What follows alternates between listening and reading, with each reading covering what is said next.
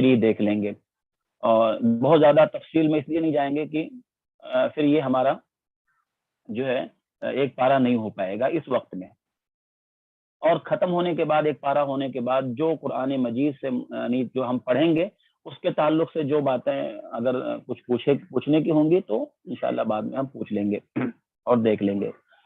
تو ہم شروع کرتے ہیں، اور قرآن مجید کا پہلا پارہ آج یہاں سے، اعوذ باللہ من الشیطان الرجیم، بسم اللہ الرحمن الرحیم، الحمد للہ رب العالمین الرحمن الرحیم مالک یوم الدین، ایاک نعبد و ایاک نستعین، اهدنا الصراط المستقیم صراط الذین انعمت علیہم غیر المغضوب علیہم ولا الضالین۔ یہ پہلے پارے کی جو پہلی سورہ ہے، پہلے پارے میں جو ہے 2 سورتیں ہیں، بار بار آواز آ رہی ہے اس پر۔ پہلے پارے میں 2 سورتیں ہیں، پہلی سورہ فاتحہ ہے۔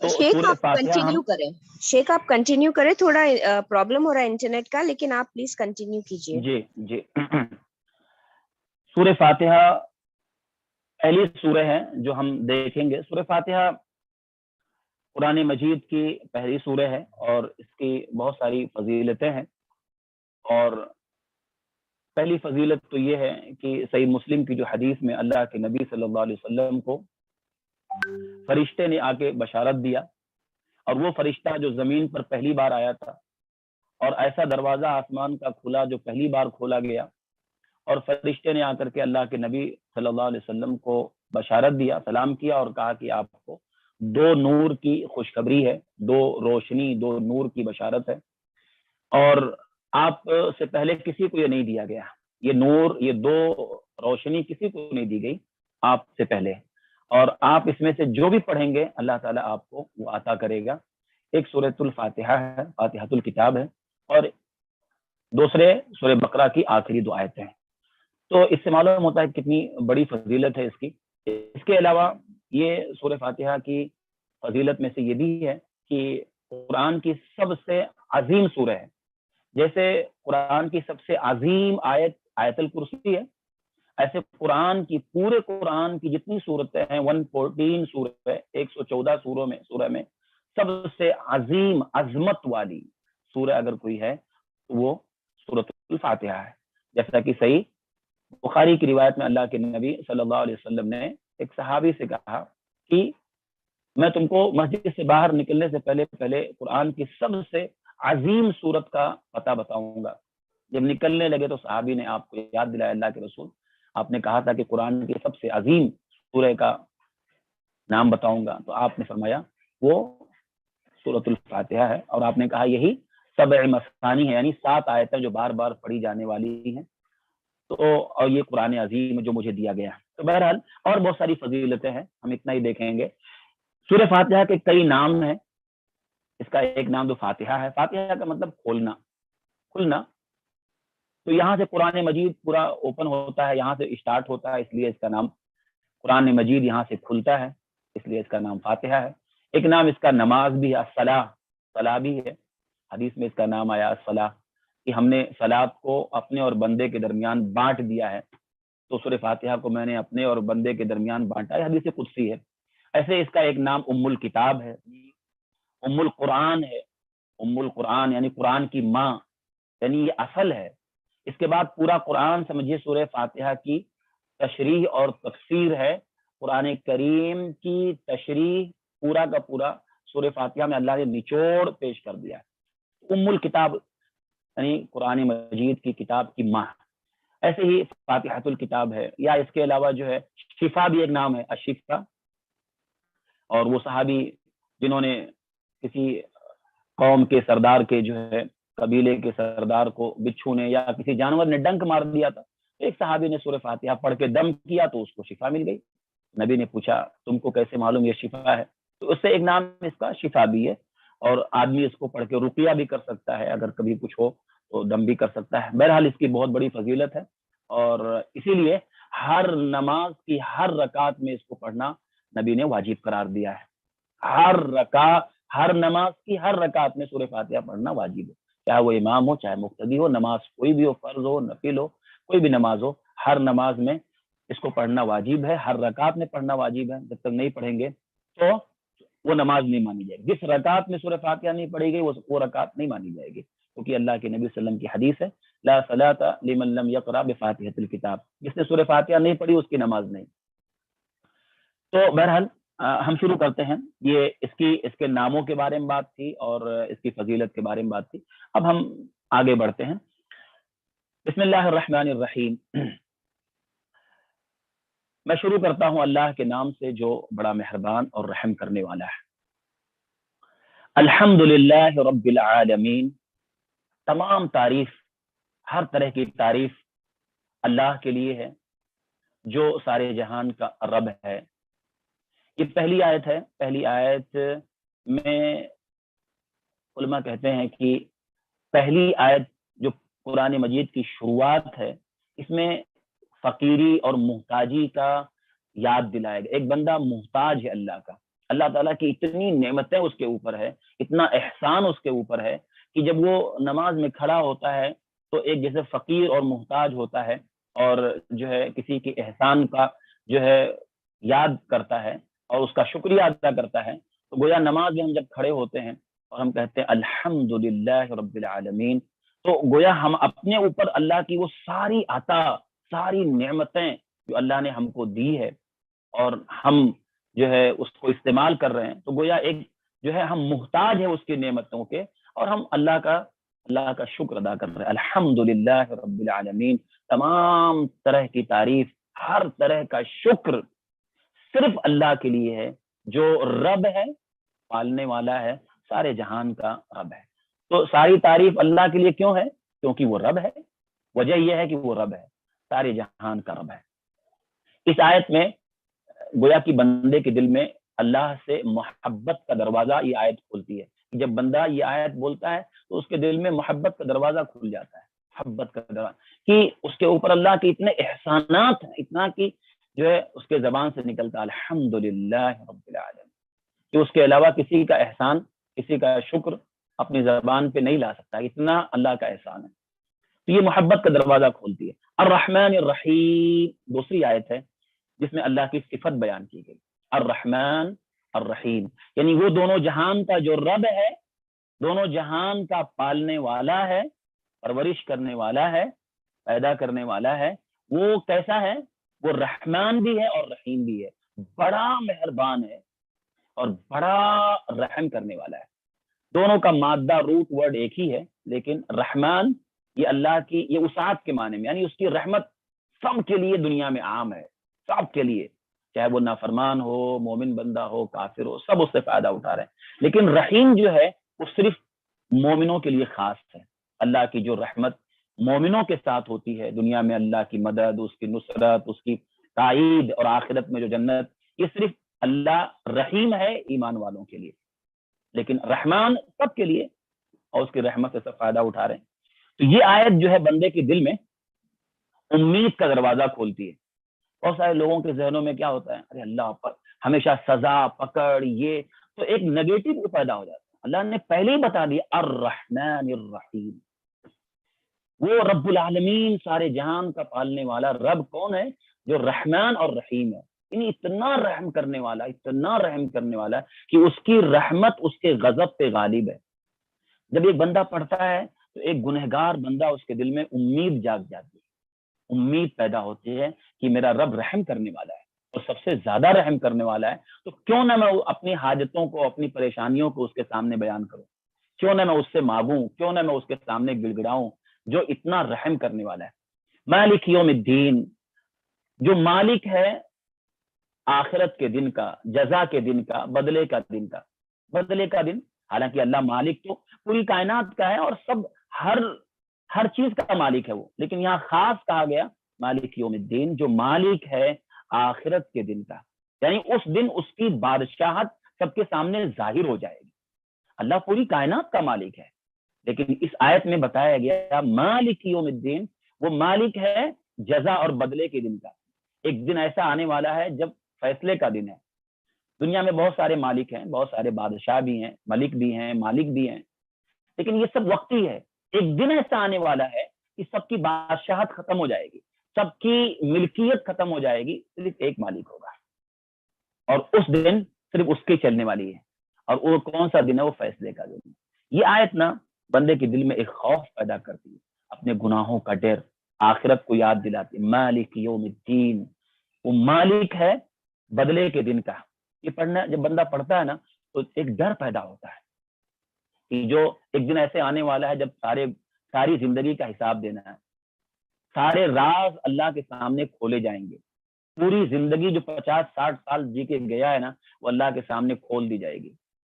مالک یوم الدین, وہ مالک ہے بدلے کے دن کا. یہ تین آیتیں اللہ کے لیے, اللہ کی تعریف, تمام تعریف اللہ رب العالمین کے لیے. سارے جہان کا رب ہے, رحم کرنے والا, بہت بڑا مہربان ہے, اور وہ آخرت اور بدلے کے دن کا مالک ہے. ایاک نعبد و ایاک نستعین, صرف تیری ہی ہم عبادت کرتے ہیں اور صرف تجھ سے ہی ہم مدد طلب کرتے ہیں. یہ بہت اہم آیت ہے کہ بندہ اللہ سے وعدہ, یہ اللہ اور بندے کے درمیان ایگریمنٹ ہے, ایک وعدہ ہے. کیا بول رہا ہے؟ ایاک, صرف تیری, یعنی تیرے علاوہ کسی اور کی نہیں. نعبد, ہم عبادت کرتے ہیں اور صرف تجھ سے ہی مدد مانگتے ہیں. دیکھیے یہاں عبادت پہلے اور حاجت بعد میں. بندے کی ایک بندے کا مقصد ہے, ایک بندے کی حاجت ہے. دنیا میں ایک مقصد ہے, ایک حاجت ہے. پہلے مقصد پیدا کیوں کیا گیا؟ عبادت. حاجت کیا ہے دنیا میں؟ کھانا پینا, ضرورت, وہ حاجت ہے. پہلے بندگی پھر حاجت. تم بندگی پوری کرو, اللہ تمہاری حاجت پوری کرے گا. اس لیے بندگی کا ذکر پہلے, ایاک نعبد, صرف تیری عبادت ہم کرتے ہیں, تیرے علاوہ کسی کی نہیں. عبادت میں ساری چیزیں آتی ہیں. جو بھی چیز, جو بھی عمل اللہ کو راضی کرنے والا ہو, چاہے دین کا ہر وہ عمل جس سے اللہ راضی ہوتا ہو, چاہے وہ بات ہو, وہ عمل ہو, زبان سے کیا جانے والا ہو, سب عبادت میں آتا ہے. وہ کس کے لیے ہے؟ صرف اللہ کے. اور ہم صرف تجھ سے ہی مدد مانگتے ہیں, بس تیرے علاوہ کسی سے مدد نہیں مانگتے ہیں. یہ بندہ مسجد میں آ کے بولتا ہے اللہ کے سامنے, لیکن بندہ پھر مسجد سے باہر نکل کے, کتنے لوگ ہیں کہ باہر نکل کے کسی اور سے بھی بولتے ہیں, یا فلاں المدد, یا فلاں المدد. مسجد میں اللہ سے جھوٹ بول کے آیا, جا کے اللہ سے وعدہ کر کے آیا, اللہ صرف تجھ سے مدد مانگتے ہیں اور صرف تیری عبادت کرتے ہیں, لیکن باہر جا کر کے اپنا وعدہ توڑ دیتا ہے. تو اللہ تعالیٰ کیسے اس کی مدد کرے گا جب یہ اپنے وعدے پر قائم نہیں ہے؟ یہ بہت اہم آیت ہے, اس پہ ابن قیم رحمہ اللہ نے پوری کتاب لکھی ہے. اہدنا الصراط المستقیم, چوتھی آیت ہے, اہدنا الصراط المستقیم, ہم کو ہدایت دیں سیدھے راستے کی. اے اللہ ہم کو سیدھے راستے کی ہدایت دیں. قرآن مجید میں اس سے جامع اور اس سے بڑھ کے کوئی دعا نہیں ہے, اس کو یاد رکھیں. اس سے زیادہ جامع, اس سے زیادہ مفید, اس سے زیادہ بھاری کوئی اور دعا نہیں ہے.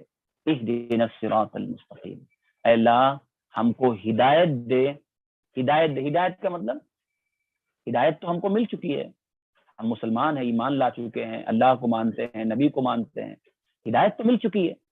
پھر ہم کیوں کہہ رہے ہیں کہ اللہ ہم کو ہدایت دے, ہدایت دے.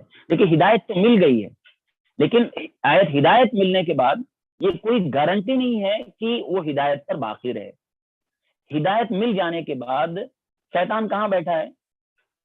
اللہ نے قرآن میں ذکر کیا کہ شیطان نے اللہ سے کہا لَأَقْعُدَنَّ لَهُمْ صِرَاطَكَ الْمُسْتَقِيمَ, کہ میں تیرے سیدھے راستے پر بیٹھوں گا.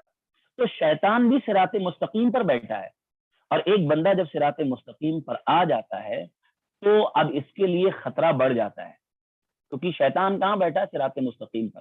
اور اس نے اللہ سے کہا ہے کہ میں صراط مستقیم پر بیٹھوں گا اور ابن آدم کے دائیں بائیں آگے پیچھے چاروں طرف سے اس پہ اٹیک کروں گا, یعنی اس کو اس راستے سے بھٹکاؤں گا, گمراہ کروں گا.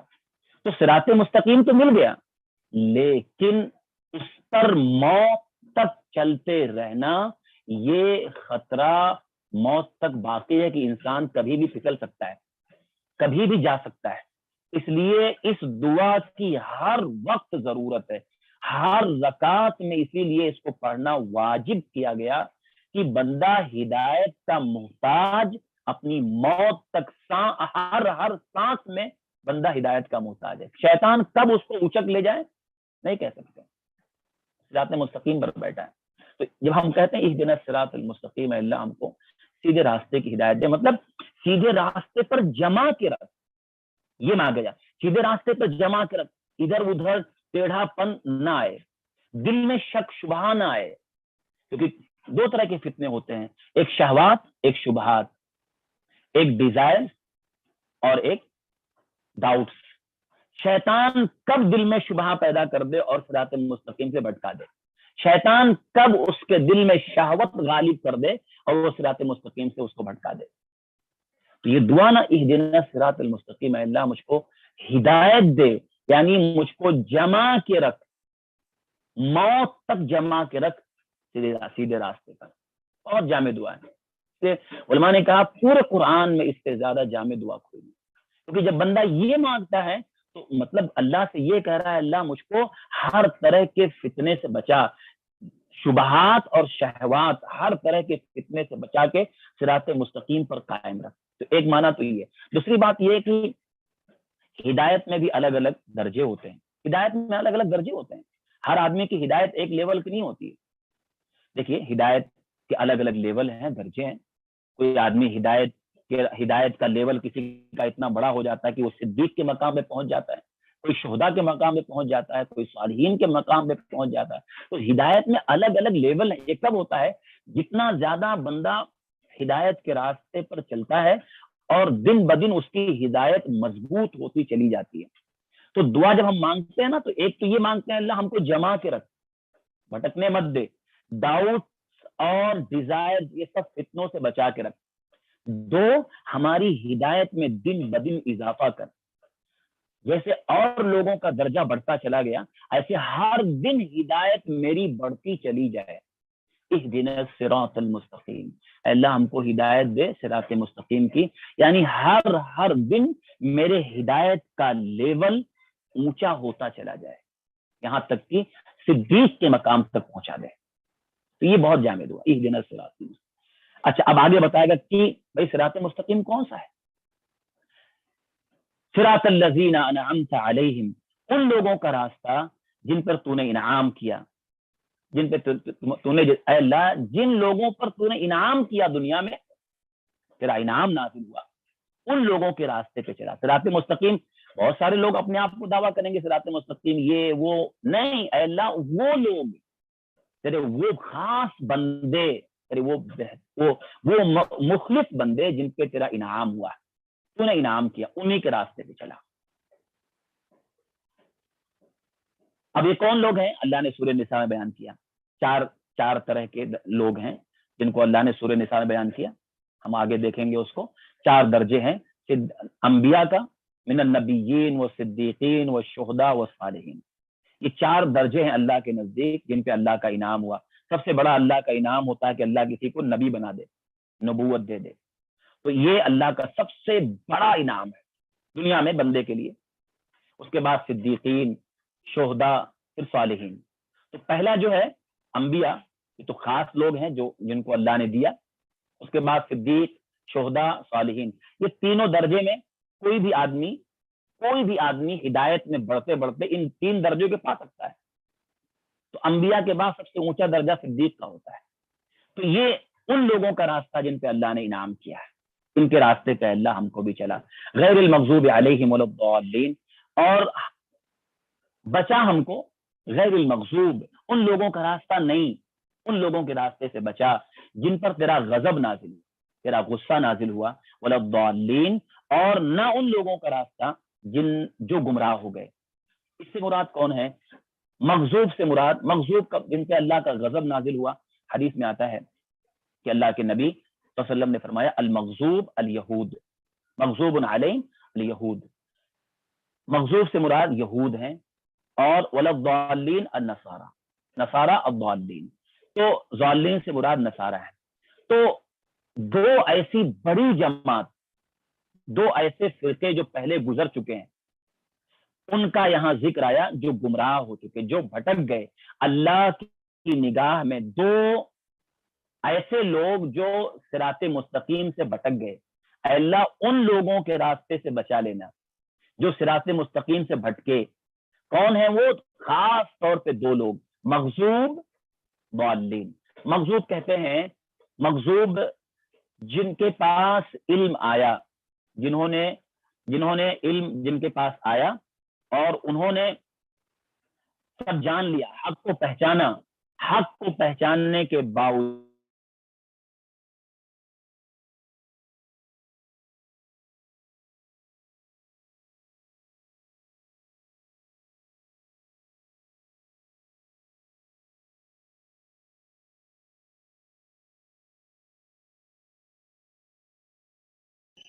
شیخ آپ کی آواز بند ہو گئی ہے۔ نفس ان کا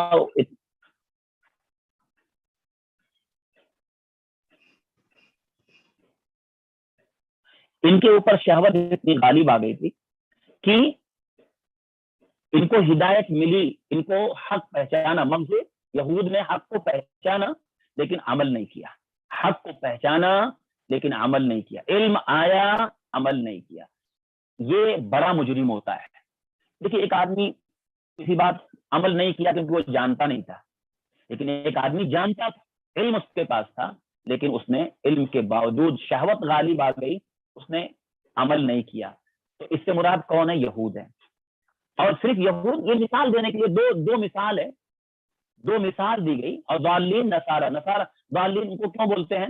ضالین کہتے ہیں کہ جو گمراہ ہو گئے، جنہوں نے عمل تو بہت کیا اللہ کو راضی کرنے کے لیے، لیکن ان کے پاس حق نہیں تھا، علم نہیں تھا، حق کو پہچانے بغیر، علم کے بغیر انہوں نے اللہ کو راضی کرنے کے لیے عمل کیا۔ تو یہ دو ہیں، بھٹک گئے۔ ایک کے پاس علم تھا، حق کو پہچانا، عمل نہیں کیا، یہ بڑا مجرم ہے۔ ضالین یہ یہود ہیں، کتنے نبیوں کو قتل کیا، آگے ہم پڑھیں گے۔ اور ضالین نصارہ ان کے اندر عمل کا بہت جذبہ تھا، اتنا شوق تھا عمل کرنے کا، اتنا شوق تھا عمل کرنے کا کہ مطلب عمل کے شوق میں انہوں نے اپنی طرف سے کیا کیا دین میں ڈال دیا۔ اللہ کو راضی کرنے کا اتنا شوق تھا کہ وہ سب کرنا شروع کر دیا جو اللہ نے نہیں بتایا تھا، جو نبی نے نہیں بتایا تھا عیسیٰ علیہ السلام نے۔ تو کیا ہو گئے؟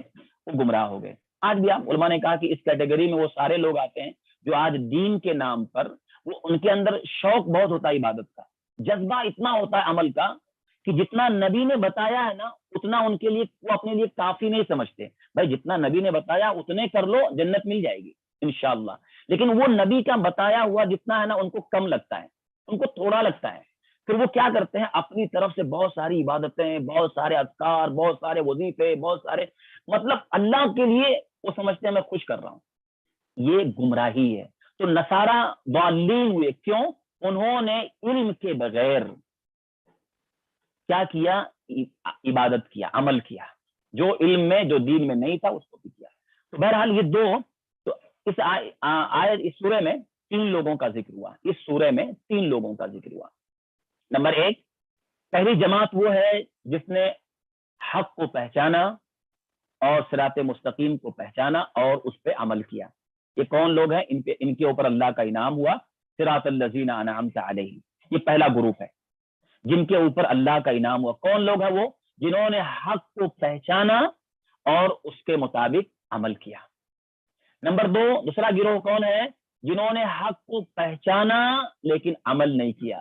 یہ کون ہے؟ یہود ہیں، مغضوب علیہ، ان کے اوپر کیا ہوا؟ اللہ کا غضب نازل ہوا، اللہ کا غصہ ان کے اوپر نازل ہوا۔ تیسری جماعت کون سی ہے؟ جنہوں نے عمل بہت کیا لیکن وہ عمل شریعت سے ہٹ کے تھا، عمل کیا دین کے نام سے کیا لیکن علم کے بغیر کیا، یہ گمراہ ہو گئے۔ یہ کون لوگ ہیں؟ یہ نصارہ ہیں۔ تیسری جماعت ہے۔ تو اس ایک سورہ میں 3 جماعت کا تذکرہ ہے۔ حق کو پہچانا، عمل کیا، اللہ کا انعام ان کے اوپر اترا۔ حق کو پہچانا، عمل نہیں کیا، اللہ کی غضب کے مستحق ہوئے۔ حق نہیں پہچانا اور بس آدھا دھند عمل کیا، آنکھ بند کر کے عمل کیا، یہ گمراہ ہوئے، نصارہ۔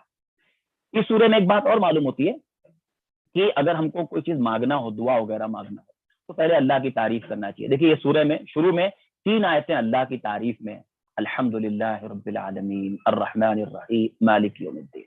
یہ 3 اللہ کے, تینوں آیتیں اللہ کے لیے, اللہ کی تعریف سمجھیے. اس کے بعد بیچ میں ایک آیت جو ہے وہ اللہ اور بندے کے بیچ میں ایگریمنٹ ہے, اللہ ہم صرف تیری عبادت کرتے ہیں اور صرف تجھ سے مدد مانگتے ہیں. اس کے بعد بات کی جو ہے وہ بندہ اللہ سے مانگ رہا ہے, جو مانگ رہا ہے, ہدایت مانگا ہے نا, ہدایت مانگا, اللہ مجھ کو ہدایت دے. اس کے بعد اس سورہ کے اخیر میں آمین کہا جاتا ہے. آمین, آمین کا مطلب اے اللہ تو قبول کر لے. اور نماز میں بھی جب سورہ پڑھی جاتی ہے تو آمین کہا جاتا ہے. اور اللہ کے نبی صلی اللہ علیہ وسلم آمین میں آواز, جب جہری نمازوں میں آواز بلند بھی کرتے تھے اللہ کے نبی صلی اللہ علیہ وسلم, جہری جو نمازیں ہوتی تھیں بلند آواز سے بھی آپ بولتے تھے. بہرحال یہ سورہ فاتحہ ہے جو بہت جامع سورہ ہے. میں نے بہت اختصار سے لیا, ورنہ علماء نے پوری کتاب لکھی ہے اس سورے پہ اور ایک ایک آیت کو سمجھایا. ہم آگے بڑھتے ہیں اور جو دوسری سورہ ہے سورہ بقرہ. سورہ بقرہ شروع کرنے سے پہلے اس کے بارے میں بھی تھوڑا سا جان لیں. اس کی بہت ساری فضیلتیں ہیں, اور بڑی فضیلت یہ ہے کہ سورہ بقرہ جس گھر میں تلاوت کی جاتی ہے تو وہ گھر شیاطین سے محفوظ ہوتے ہیں. اور اللہ کے نبی صلی اللہ علیہ وسلم نے بیان فرمایا کہ شیطان اس گھر سے نکل کے بھاگ جاتا ہے جس گھر میں سورہ بقرہ پڑھی جائے. یا ایک روایت میں آپ نے فرمایا کہ جس گھر میں سورہ بقرہ پڑھی جاتی ہے شیطان اس گھر میں داخل نہیں ہوتا ہے.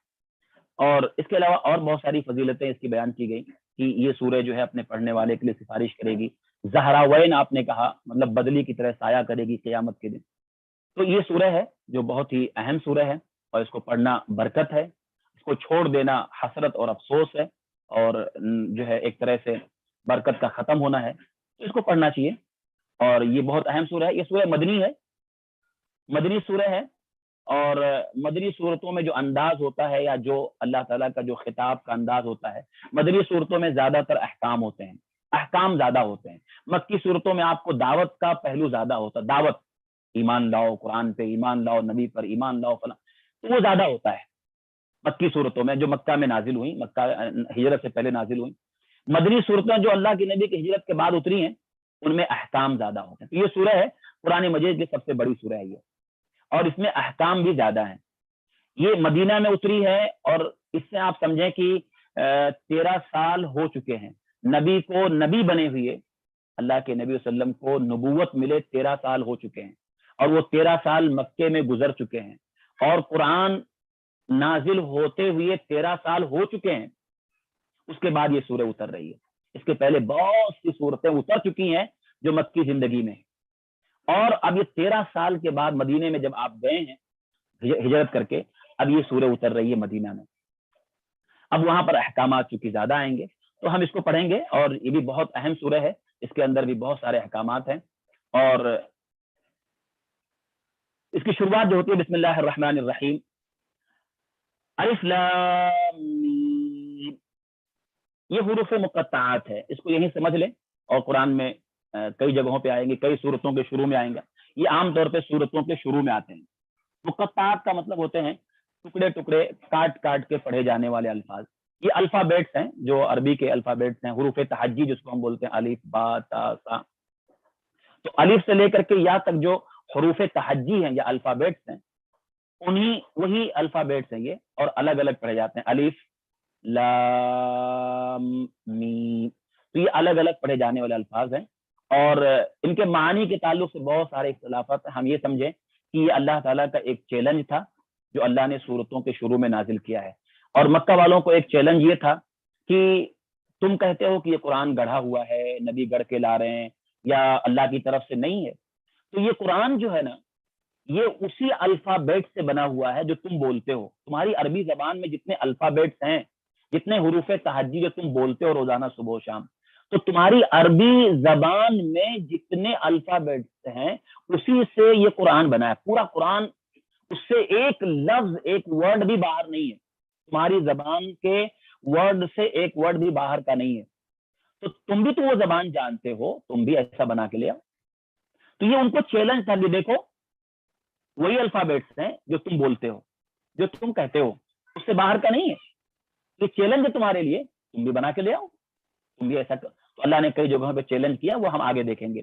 تو بہرحال اس کا نہ کوئی میننگ بیان کرنا ہے، نہ کچھ بھی، جیسا ہے ویسا پڑھنا ہے اور ویسے پڑھ کے گزر جانا ہے. لیکن اس کا یہی زیادہ راجح بات ہے کہ یہ اللہ تعالیٰ کی طرف سے قریش کو یا کفار مکہ کو، مشرکین کو چیلنج تھا کہ یہ الفابیٹس ہیں، دیکھ لو اچھی طرح، تمہارے ہی الفابیٹس ہیں جو تم بولتے ہو، ایک ورڈ باہر کا نہیں، تم بھی ایک قرآن بنا کے لے آؤ انہی میں سے.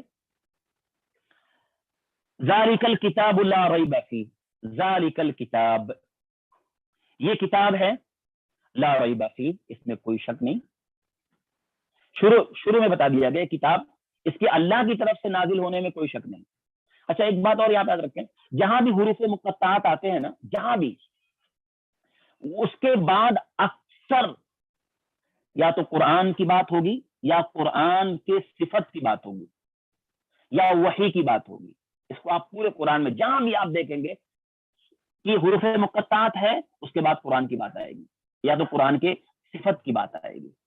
تو اس سے معلوم ہوتا ہے کہ یہ ان کے لیے چیلنج تھا کہ دیکھو یہ قرآن ہے، وہی الفابیٹس ہیں. تو ذالک الکتاب، یہ کتاب یعنی یہ قرآن، لا ریب فیہ، اس میں کوئی شک نہیں، یعنی اللہ کی طرف سے نازل ہونے میں کوئی شک نہیں. شک کیوں نہیں ہے؟ اس لیے کہ شک کب ہوتا ہے؟ جب آدمی کا علم ادھورا ہو. ہر آدمی دنیا میں کسی کا علم کامل نہیں ہے، تو کسی کی بات یقینی ہوتی بھی نہیں ہے. ہر آدمی کی ہر بات یقینی نہیں ہوتی ہے، شک ہوتا ہے کیونکہ اس کا علم کامل نہیں ہے. لیکن قرآن جس کی طرف سے ہے، اس اللہ کی طرف سے ہے جس کا علم کامل ہے. جب اس کا علم کامل ہے تو اس کی ہر بات یقینی ہے، کوئی شک نہیں ہے. فیہ لا ریب فیہ، اس میں کوئی شک نہیں. ھدی للمتقین، یہ ہدایت ہے متقیوں کے لیے. پیچھے سورہ میں ہم نے کیا دعا مانگی تھی؟ اہدنا الصراط المستقیم، اے اللہ ہم کو ہدایت دے، موت تک ہدایت، صراط مستقیم پر ہدایت دے، باقی رکھ. تو ہم نے اس سورہ میں ہدایت مانگی تھی، اللہ تعالیٰ یہاں ہدایت دے رہا ہے. لے لو پورا قرآن، لو یہ پورا قرآن تمہارے لیے ہدایت ہے، لے جاؤ. لیکن اللہ نے کہا ھدی للمتقین، یہ ہدایت ہے متقیوں کے لیے. ہدایت ساری انسانیت کے لیے ہے، لیکن فائدہ وہی اٹھاتا ہے جو متقی ہو، پرہیزگار ہو. ظاہر بات ہے جو بچنا ہی نہیں چاہتا ہو، اس آدمی کو اس قرآن سے کوئی فائدہ نہیں ہوگا. جو ڈاکٹر کی دوا کھائے اور ڈاکٹر کے بتائے مطابق پرہیز نہ کرے تو دوا کا کوئی فائدہ اس کو نہیں ہوگا، کوئی فائدہ ہونے والا نہیں ہے. وہ ڈاکٹر کو نہیں بول سکتا ہے کہ میں نے آپ کی دوا کھایا اور مجھے شفا نہیں ملی. ڈاکٹر پوچھے گا تم نے پرہیز کیا جو میں نے بتایا تھا؟ بولے گا نہیں. بولے گا میرا کوئی قصور نہیں، دوا کا کوئی قصور نہیں ہے. دوا تو اس کے اندر شفا تھی، اس کے اندر وہ پاور تھا، لیکن تو نے پرہیز نہیں کیا. تو یہ قرآن ہدایت ہے ان لوگوں کے لیے جو متقی کا مطلب پرہیزگار، بچنے والے، اپنے آپ کو گناہوں کی گندگی سے بچانے والے، ہر قسم کی گندگی سے اپنے دامن کو محفوظ کرنے والے.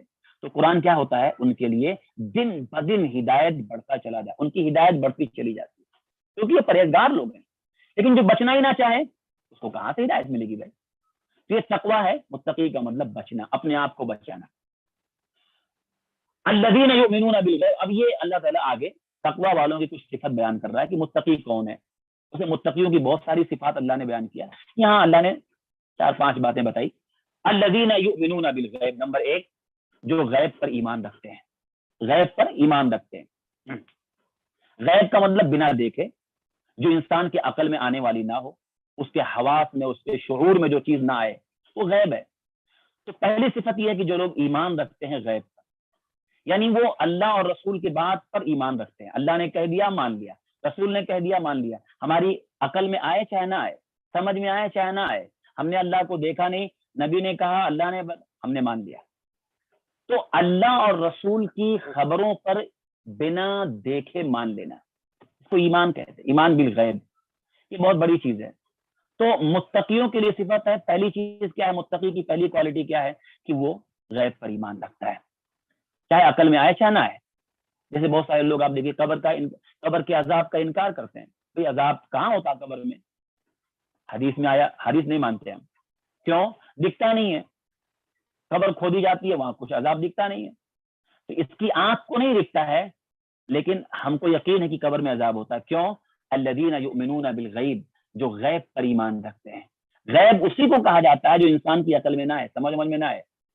رسول نے کہا کہ عذاب ہوتا ہے، ایک سچے نے خبر دیا، ہم نے مان لیا، بس ہماری آنکھ سے بڑھ کے نبی کی خبر ہے۔ الذین یؤمنون بالغیب، جو لوگ غیب پر ایمان رکھتے ہیں، ویقیمون الصلاۃ، نمبر 2 نماز قائم کرتے ہیں۔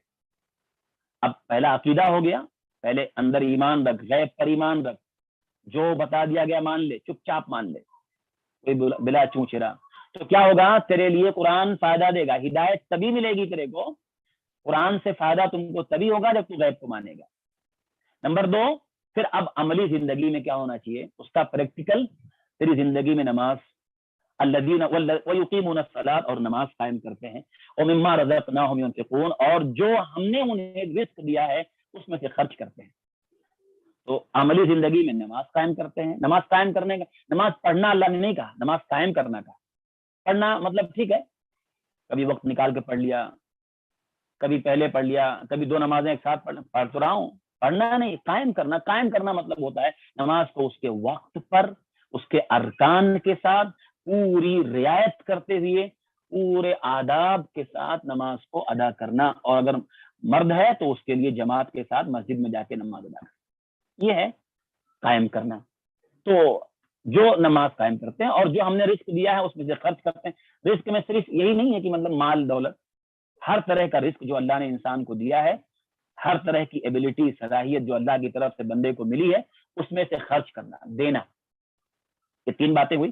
والذین یؤمنون بما انزل الیک، اور جو لوگ ایمان رکھتے ہیں ان چیزوں پر جو ہم نے اے نبی آپ کی طرف نازل کیا ہے، وما انزل من قبلک، اور جو کچھ نازل کیا گیا آپ سے پہلے، جو آپ کی طرف نازل کیا گیا قرآن مجید، اس پر ایمان رکھتے ہیں۔ جو آپ سے پہلے نازل کیا گیا، اس کے پہلے جتنی کتابیں تورات ہیں، زبور ہے، انجیل ہے، یا صحف ابراہیم، صحف موسیٰ، ان سب پر ایمان رکھتے ہیں۔ وبالآخرۃ هم یوقنون، اور یہ آخرت پر یقین رکھتے ہیں۔ یہ متقی کی 6 صفت اللہ نے بیان کی، اور اگر آپ ایمان کو 1 رکھتے ہیں تو 5 ہو گئی۔ تو یہ جو ہے آخرت پر یقین رکھتے ہیں۔ سارا خلاصہ یہ ہے کہ آخرت پر اگر یقین نہیں ہے تو بندہ کبھی بھی زندگی میں گناہوں سے نہیں بچ پائے گا، یہ اصل ہے۔ جو آخرت نہیں مانتا ہے اور ایک دن حساب دینے کا اس کے اندر عقیدہ ہی نہیں ہے تو وہ تو گناہ سے بچے گا نہیں۔ آخرت پر یقین رکھتے ہیں، یہ سب سے امپورٹنٹ ہے، آخرت پر یقین رکھتے ہیں۔ تو یہ اللہ نے ایمان والوں کی 5-6 صفات بیان کیا جو متقیوں کی صفت ہے۔ اولئک علی ھدی من ربی، یہی لوگ ہیں جن کے اندر یہ کوالٹی ہے، وہ ہدایت پر ہیں اپنے رب کی جانب سے۔ اولئک ھم المفلحون، اور یہی لوگ ہیں جو حقیقت میں فلاح پانے والے ہیں، دنیا میں بھی کامیابی، دنیا میں بھی ہدایت کے راستے پر یہی لوگ ہیں، صراط مستقیم پر یہی لوگ ہیں۔ اب جو ہدایت مانگا تھا نا، اہدنا الصراط المستقیم، اللہ نے یہاں بتا دیا اولئک علی ھدی من ربہم، یہ لوگ ہیں جو اصل میں ہدایت پر ہیں اپنے رب کی جانب سے، جن کے اندر یہ کوالٹی ہے، ایمان بالغیب، نماز زندگی میں پابندی، زکوٰۃ کا ادا کرنا، اور قرآن پر مضبوطی سے ایمان، قرآن سے پہلے کتابوں پر ایمان، اور اس کے بعد آخرت کا مضبوطی کے ساتھ یقین، یہ ہدایت پر ہیں اور یہی لوگ کامیاب ہونے والے ہیں۔ ان الذین کفروا سواء علیہم اانذرتهم ام لم تنذرهم لا یؤمنون، بے شک جن لوگوں نے کفر کیا ان کے لیے برابر ہے، چاہے آپ ان کو ڈرائیں یا ان کو نہ ڈرائیں، وہ ایمان نہیں لائیں گے۔ اب یہاں سے دوسرے گروپ کا تذکرہ ہو رہا ہے، دوسری جماعت کا تذکرہ ہو رہا ہے۔ پہلی جماعت جو تھی وہ کھلم کھلا ایمان والے تھے ایک دم، کیونکہ یہ مدنی سورہ ہے، یہ ذہن میں رہے کہ یہ مدینہ میں اتر رہی ہے، اور مدینہ میں آنے کے بعد 3 گروپ ہو گئے تھے۔ مکے میں 2 ہی گروپ تھے، ایک مسلمان ایک کفار، بس صرف ایمان اور کفر 2 ہی جماعت تھی بس۔ مدینے میں آنے کے بعد 3 جماعتیں ہو گئی، اس لیے اب یہاں تینوں جماعت کا شروع ہی میں تذکرہ کر دیا گیا۔ پہلی جماعت ایمان والوں کی 5 آیتوں میں ان کے بارے میں بتا دیا گیا، اب یہ 2 آیتوں میں کفار کے بارے میں، ان الذین کفروا سواء علیہم اانذرتهم ام لم تنذرهم لا یؤمنون، بے شک جن لوگوں نے کفر کیا اے نبی ان کے اوپر برابر ہے، چاہے آپ ان کو ڈرائیں نہ ڈرائیں، ایمان نہیں لائیں گے۔ اس سے مراد سارے کافر نہیں ہیں، سارے کفار نہیں ہیں، یہ خاص مکہ کے وہ لوگ تھے یا عرب کے وہ کفار تھے جو اپنی ضد پہ اڑے ہوئے تھے، چاہے ابو جہل ہو، چاہے ابو لہب ہو، وہ بڑے بڑے سرداران جو سب کچھ سمجھنے کے بعد اپنی ضد پہ اڑے تھے، نہیں مانتے، ان کے لیے برابر ہے، چاہے آپ سمجھائیں نہ سمجھائیں، یہ نہیں مانیں گے۔ ختم اللہ علی قلوبہم، اللہ نے ان کے دلوں پر مہر لگا دیا ہے، وعلی سمعہم، اور ان کے کانوں پر مہر لگا دیا، وعلی ابصارہم غشاوہ، اور ان کی آنکھوں پر پردہ ڈال دیا ہے، وَلَهُمْ عَذَابٌ عَظِيمٌ، اور ان کے لیے بڑا عذاب ہے۔ اللہ تعالیٰ آنکھوں پر پردہ ڈال دیا ہے، اور دو کے بارے میں کہا کہ مہر لگا دیا ہے، دلوں پر اور کانوں پر مہر لگا دیا ہے۔ تب اللہ مہر لگا دیتا ہے جب ایک آدمی حق کو پہچانے، سمجھ جائے، اس کے بعد انکار کر دے، ضد پہ اڑا رہے۔ ضد اور ہٹ دھرمی اور تعصب، اس بنیاد پہ جب کوئی آدمی حق کا انکار کرتا ہے تو اللہ کی طرف سے سزا ملتی ہے کہ اللہ اس کے دلوں پر، کانوں پر مہر لگا دیتا ہے۔ ہاں، تو اب اس کے بعد وہ کچھ سمجھے گا نہیں، آنکھ اور کان ہونے کے بعد بھی کوئی فائدہ اس کا نہیں۔ تو یہ دو آیت میں کفار مشرکین کے وہ بڑے بڑے لوگ جو سارا کچھ سمجھانے کے بعد نہیں مانے، ان کے بارے میں اللہ نے ذکر کیا۔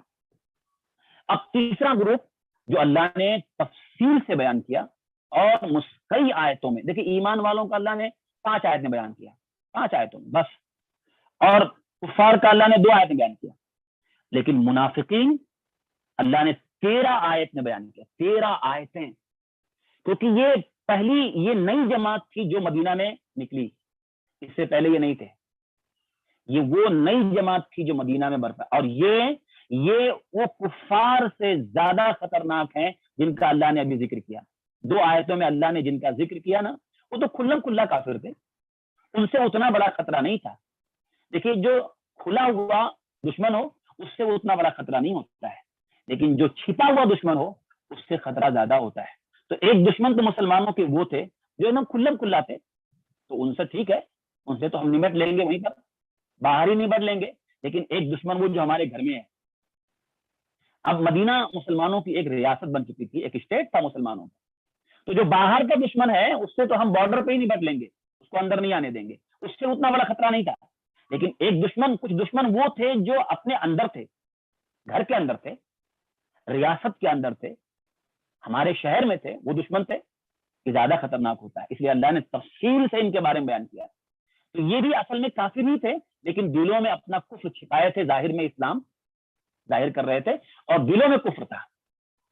تو اللہ فرماتا ہے وَمِنَ النَّاسِ مَن يَقُولُ آمَنَّا بِاللَّهِ، لوگوں میں سے کچھ لوگ ایسے ہیں جو کہتے ہیں کہ ہم ایمان لائے اللہ پر، وَبِالْيَوْمِ الْآخِرِ، اور آخرت پر ایمان لائے، وَمَا هُمْ بِمُؤْمِنِينَ، اور یہ ایمان والے نہیں ہیں، دم سرے سے انکار، یہ ایمان والے نہیں۔ اللہ نے کہہ دیا لوگوں میں ایسے کچھ ہیں، اللہ نے ان کا نام نہیں لیا، بس اللہ نے اشارہ کیا، دیکھو تمہارے بیچ میں کچھ ایسے ہیں، تمہارے بیچ میں کچھ ایسے تمہارے ساتھ اٹھنے بیٹھنے والے، نمازیں پڑھنے والے، تمہارے بیچ میں رہنے والے ہے کچھ لوگ ایسے، تو کہتے ہیں ہم ایمان لائے اللہ پر، آخرت پر، لیکن وہ حقیقت میں ایمان والے نہیں۔ یخادعون اللہ والذین آمنوا، یہ دھوکہ دیتے ہیں اللہ کو اور ایمان والوں کو، یعنی اپنے حساب سے یہ دھوکہ دے رہے ہیں کہ مطلب لوگوں کے مسلمانوں سے کہتے ہیں کہ ہم ایمان والے، ہم تو اللہ کو ماننے والے، رسول کو مانتے ہیں، دھوکہ ظاہر میں ایمان ظاہر کر رہے ہیں۔ تو ظاہر میں ایمان ظاہر کر کے، زبانوں سے ایمان اور رسالت کا اقرار کر کے، توحید کا اقرار کر کے زبانی یہ دھوکہ دینا چاہتے ہیں۔ وما يخدعون الا انفسهم وما يشعرون، حالانکہ یہ صرف اپنے آپ کو دھوکہ دے رہے ہیں، لیکن یہ سمجھ نہیں رہے ہیں کہ دھوکہ اپنے آپ کو دے رہے ہیں، دھوکہ اپنے آپ کو دے رہے ہیں کہ ایک تو مسلمانوں کی نگاہ میں ان کا اعتماد ختم ہوتا جائے گا، اور ادھر کفار کے نگاہوں میں بھی ان کا اعتماد ختم ہوتا جائے گا۔ جو ایسا آدمی ہوتا ہے نا، اس کا اعتماد دونوں طرف ختم ہو جاتا ہے، ایسے آدمی کو کوئی بھروسے کے لائق نہیں سمجھتا ہے، جو ادھر بھی ہو ادھر بھی ہو۔ تو اللہ نے کہا یہ اپنے آپ کو دھوکہ دے رہے ہیں، سمجھتے نہیں ہیں۔ فی قلوبہم مرض، ان کے دلوں میں مرض ہے، ان کے دلوں میں مرض ہے، ایک بیماری ہے۔ کون سی بیماری؟ شک کی بیماری، یہ شک میں رہتے تھے۔ اچھا، منافقین میں بھی کئی ٹائپ، کچھ لوگ ایسے تھے جو پکے ایک دم کھلم کھلا کافر تھے، اور کچھ لوگ وہ تھے جو مطلب شک میں ہمیشہ وہ رہتے تھے، پتہ نہیں صحیح ہے جو نبی کہہ رہے ہیں، ہو سکتا ہے صحیح ہو سکتا ہے۔ تو یہ کمزوری تھوڑا ان کے ایمان میں تھی، لیکن یہ بھی اسی میں کیٹیگری میں تھے۔ لیکن دونوں ظاہر بات ہے، ہر آدمی کے جیسے ایمان کا لیول ایک جیسا نہیں ہوتا ہے، ایسے ان کے نفاق میں بھی 2 قسم کے لوگ تھے۔ تو ان کے دلوں میں مرض ہے، فزادہم اللہ مرضا، اللہ نے ان کے مرض کو اور بڑھا دیا۔ ظاہر ہے جو آدمی اپنے دل میں کوئی مرض پال لے، شک رکھ لے، تو شک بڑھتا ہی جائے گا۔ شک کا علاج نہ کیا گیا اگر تو شک بڑھتا ہی جائے گا، بیماری بڑھتی ہی جائے گی اگر علاج نہیں ہوا۔ وَلَهُمْ عَذَابٌ عَلِيمٌ، ان کے لیے دردناک عذاب بما كانوا يكذبون، جو یہ جھٹلاتے ہیں۔ حقیقت میں جھٹلانے والے تھے یہ، لیکن ظاہر میں اقرار کر رہے تھے، لیکن اندر سے انکار تھا، اندر سے جھٹلانے والے تھے۔ وَإِذَا قِيلَ لَهُمْ لَا تُفْسِدُوا فِي الْأَرْضِ، اور جب کہا جاتا ہے ان سے کہ دیکھو زمین میں فساد مت پھیلاؤ، قَالُوا إِنَّمَا نَحْنُ مُصْلِحُونَ، کیا کہتے ہیں؟ ارے ہم تو اصلاح کرنے والے ہیں۔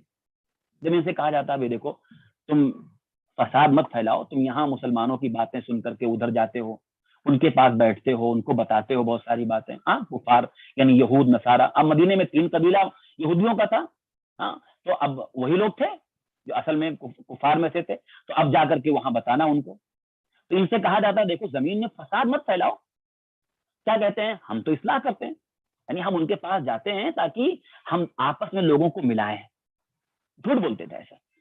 الا انہم هم المفسدون ولکن لا یشعرون، اللہ نے کہا سنو حقیقت میں یہی لوگ فسادی ہیں، فساد پھیلانے والے یہی لوگ ہیں، لیکن یہ شعور نہیں رکھتے، ان کو شعور نہیں ہے، ان کو احساس تک نہیں ہے، یہ فسادی ہیں۔ وَإِذَا قِيلَ لَهُمْ آمِنُوا كَمَا آمَنَ النَّاسُ، اور جب ان سے کہا جاتا ہے کہ دیکھو ایمان لاؤ جیسا لوگ ایمان لائے، جیسا یہ صحابہ ایمان لائے ہیں، تم بھی ایسا ایمان لے آؤ، پکے ہو جاؤ بالکل۔ قَالُوا أَنُؤْمِنُ كَمَا آمَنَ السُّفَهَاءُ، تو یہ اپنے اندر دلوں میں کیا کہتے تھے؟ کیا ہم ویسا ایمان لائیں جیسا یہ بیوقوف ایمان لائیں؟ یعنی وہ ایمان والے صحابہ کو بیوقوف بولتے تھے، یہ بیوقوف لوگ جیسا ایمان لے آئیں۔ بیوقوف کو کیوں بولتے تھے؟ وہ اپنے آپ کو ہوشیار سمجھتے تھے۔ آج بھی دنیا میں ایسے لوگ اپنے آپ کو چالاک سمجھتے ہیں جو دونوں طرف سے فائدہ اٹھا لیں، ہاں ادھر بھی رہیں ادھر بھی رہیں۔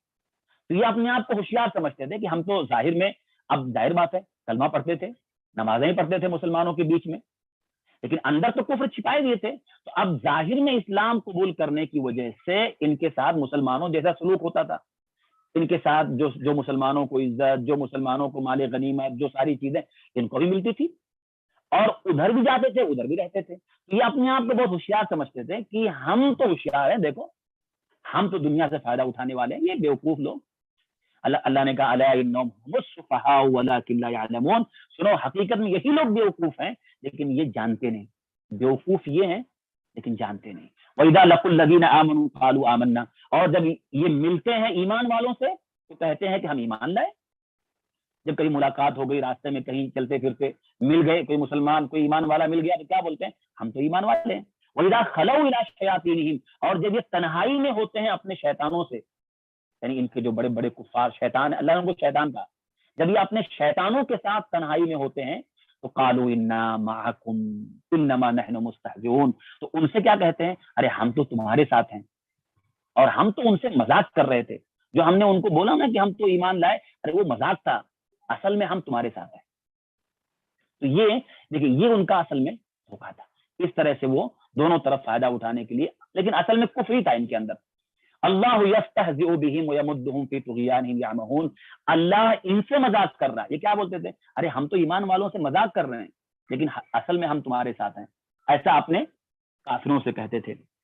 اللہ نے کہا اللہ یستہزئ بہم، اللہ بھی ان سے مذاق کر رہا ہے۔ یہ جواب میں ہے، قرآن میں ایسا بہت جگہوں پہ آئے گا کہ کبھی کبھی وہی جواب دیا جاتا ہے جو ان کا عمل ہوتا ہے، تو یہ مقابلے میں یہ بدلے میں بولا جاتا ہے، اور نہ اللہ نعوذ باللہ مذاق نہیں کرتا کسی سے، اور نہ اللہ کی شان کے لائق ہے، لیکن یہ ان کا جواب ہے، جیسا وہ کہتے تھے ان کے اس بات کا جواب ہے۔ اللہ یستہزئ بہم، اللہ بھی ان سے مذاق کرتا ہے، یعنی ویمدہم فی طغیانہم، اور اللہ انہیں ڈھیل دے رہا ہے ان کی سرکشی میں، تاکہ وہ اسی میں خوب بھٹکتے رہیں اور زیادہ بڑھتے چلے جائیں، اتنا گناہوں میں جو ہے پھنس جائیں کہ اب ان کا بچنا ممکن نہ ہو۔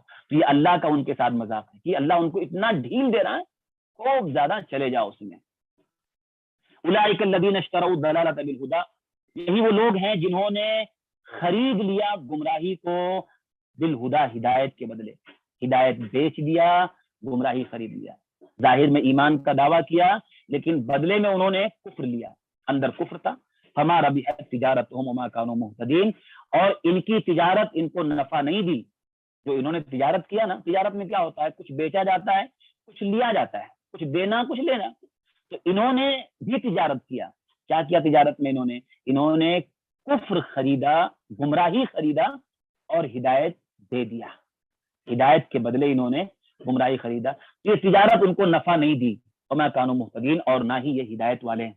مثلهم كمثل الذي استوقد نارا فلما اضاءت ما حوله ذهب الله بنورهم وتركهم في ظلمات لا يبصرون. اب اللہ ان کی مثال دے رہا ہے، دو مثالیں اللہ بیان کر رہا ہے. ان کی مثال ایسی ہے جیسے اس آدمی کی مثال جس نے ایک آگ جلائی، ایک آگ روشن کیا، اور جب آگ نے اپنے چاروں طرف روشنی پھیلا دیا اور آگ کی وجہ سے چاروں طرف روشنی ہو گئی، ذهب اللہ بنورهم، تو اللہ نے ان کا نور لے لیا، ان کی روشنی اللہ نے چھین لیا.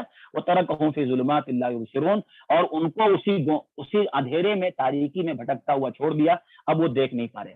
ایک مثال ہے جیسے کوئی آدمی روشنی جلائے. اب یہاں روشنی سے مراد اسلام کی روشنی ہے. اسلام آیا، اب ظاہر ہے کہ اسلام کی روشنی آئی چاروں طرف. اب انہوں نے اگر ظاہر میں اسلام قبول کیا، ایمان لائے، تو ایمان لانے سے کیا ہوتا ہے، چیزیں اجالی ہو جاتی ہیں، حق باطل صحیح غلط سب سمجھ میں آ جاتا ہے. جب آدمی اسلام میں آتا ہے تو اس کو سب حلال حرام صحیح غلط سب چیزیں اس کے سامنے اجالا ہو جاتی ہے.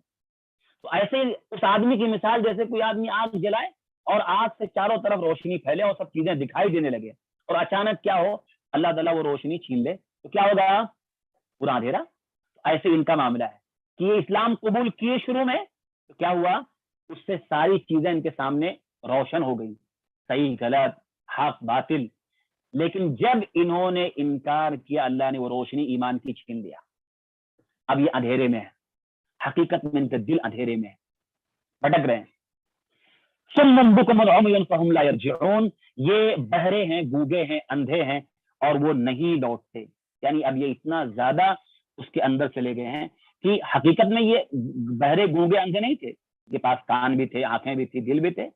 لیکن اللہ نے کہا یہ بہرے گونگے اندھے ہیں کہ ان کے پاس وہ ساری چیزیں تھیں لیکن اس کا صحیح استعمال نہیں کیا انہوں نے. تو حقیقت میں یہ اندھے بہرے گونگے ہیں، اللہ نے مہر لگا دیا. اب یہ لوٹیں گے نہیں، یعنی اب ان کا لوٹ کے آنا بہت مشکل ہے. کہاں لوٹ کے آنا، واپس اسلام کی طرف آنا بہت مشکل ہے. یہ منافقین کا پہلا گروہ ہے جو ایک دم یعنی کفر کے حد میں، یعنی کفر انتہائی درجے میں ان کے اندر آ چکا تھا، پورے کے پورے وہ کفار میں سے تھے، اور اللہ نے کہا کہ یہ لوٹ کے نہیں آئیں گے. اب دوسری مثال اللہ تعالیٰ ان کی دے رہا ہے جو منافقین میں تھے لیکن تھوڑا سا کبھی کبھی شک میں، کبھی کبھی چلنا بھی ساتھ میں ہو جاتا تھا مسلمانوں کے، کبھی ادھر بھی کبھی ادھر بھی، تھوڑا سا شک شبہ میں رہتے تھے. او کصیب من السماء فیہ ظلمات ورعد وبرق، یا جیسے آسمان سے اترنے والی بارش، آسمان سے بارش ہو رہی ہو، بارش اتر رہی ہو، فیہ ظلمات ورعد وبرق، اور اس بارش کے اندر اندھیرا ہو اور گرج ہو اور بجلی کی چمک ہو، یعنی کڑکنے کی آواز ہو، بجلی کی چمک ہو اور بادل کے گرجنے کی، بجلی کی کڑکنے کی آواز ہو. یجعلون اصابعهم فی آذانہم، وہ اپنے انگلیوں کو اپنے کانوں میں ڈال لیتے ہیں. من الصواعق حذر الموت، کیوں، بجلیوں کی کڑکنے کی وجہ سے، موت کے ڈر سے، موت کے ڈر سے وہ کڑک اتنی خطرناک ہوتی ہے کہ اپنے کانوں میں انگلیاں ڈال لیتے ہیں موت کے ڈر سے. واللہ محیط بالکافرین، اللہ کافروں کے عمل کو پورا گھیرے میں لیے ہوئے ہے. یکاد البرق یخطف ابصارہم، قریب ہے کہ ان کی نگاہوں کو وہ بجلی کی چمک اچک لے جائے، بجلی کی چمک ان کی نگاہوں کو اچک لے جائے. کلما اضاء لهم مشوا فیہ، جب بھی روشنی ہوتی ہے تو اس میں چلنے لگتے ہیں. واذا اظلم علیہم قاموا، اور جب بھی اندھیرا ان کے اوپر چھا جاتا ہے ٹھہر جاتے ہیں. ولو شاء اللہ لذهب بسمعهم وابصارهم، اور اگر اللہ چاہتا تو ان کے بھی سماعت، سننے کی صلاحیت، بصارت، دیکھنے کی صلاحیت اللہ چھین لیتا. اللہ چاہتا تو ان کو بھی پہلے والے گروپ کی طرح کر دیتا کہ سماعت و بصارت سمم بکمن کر دیتا.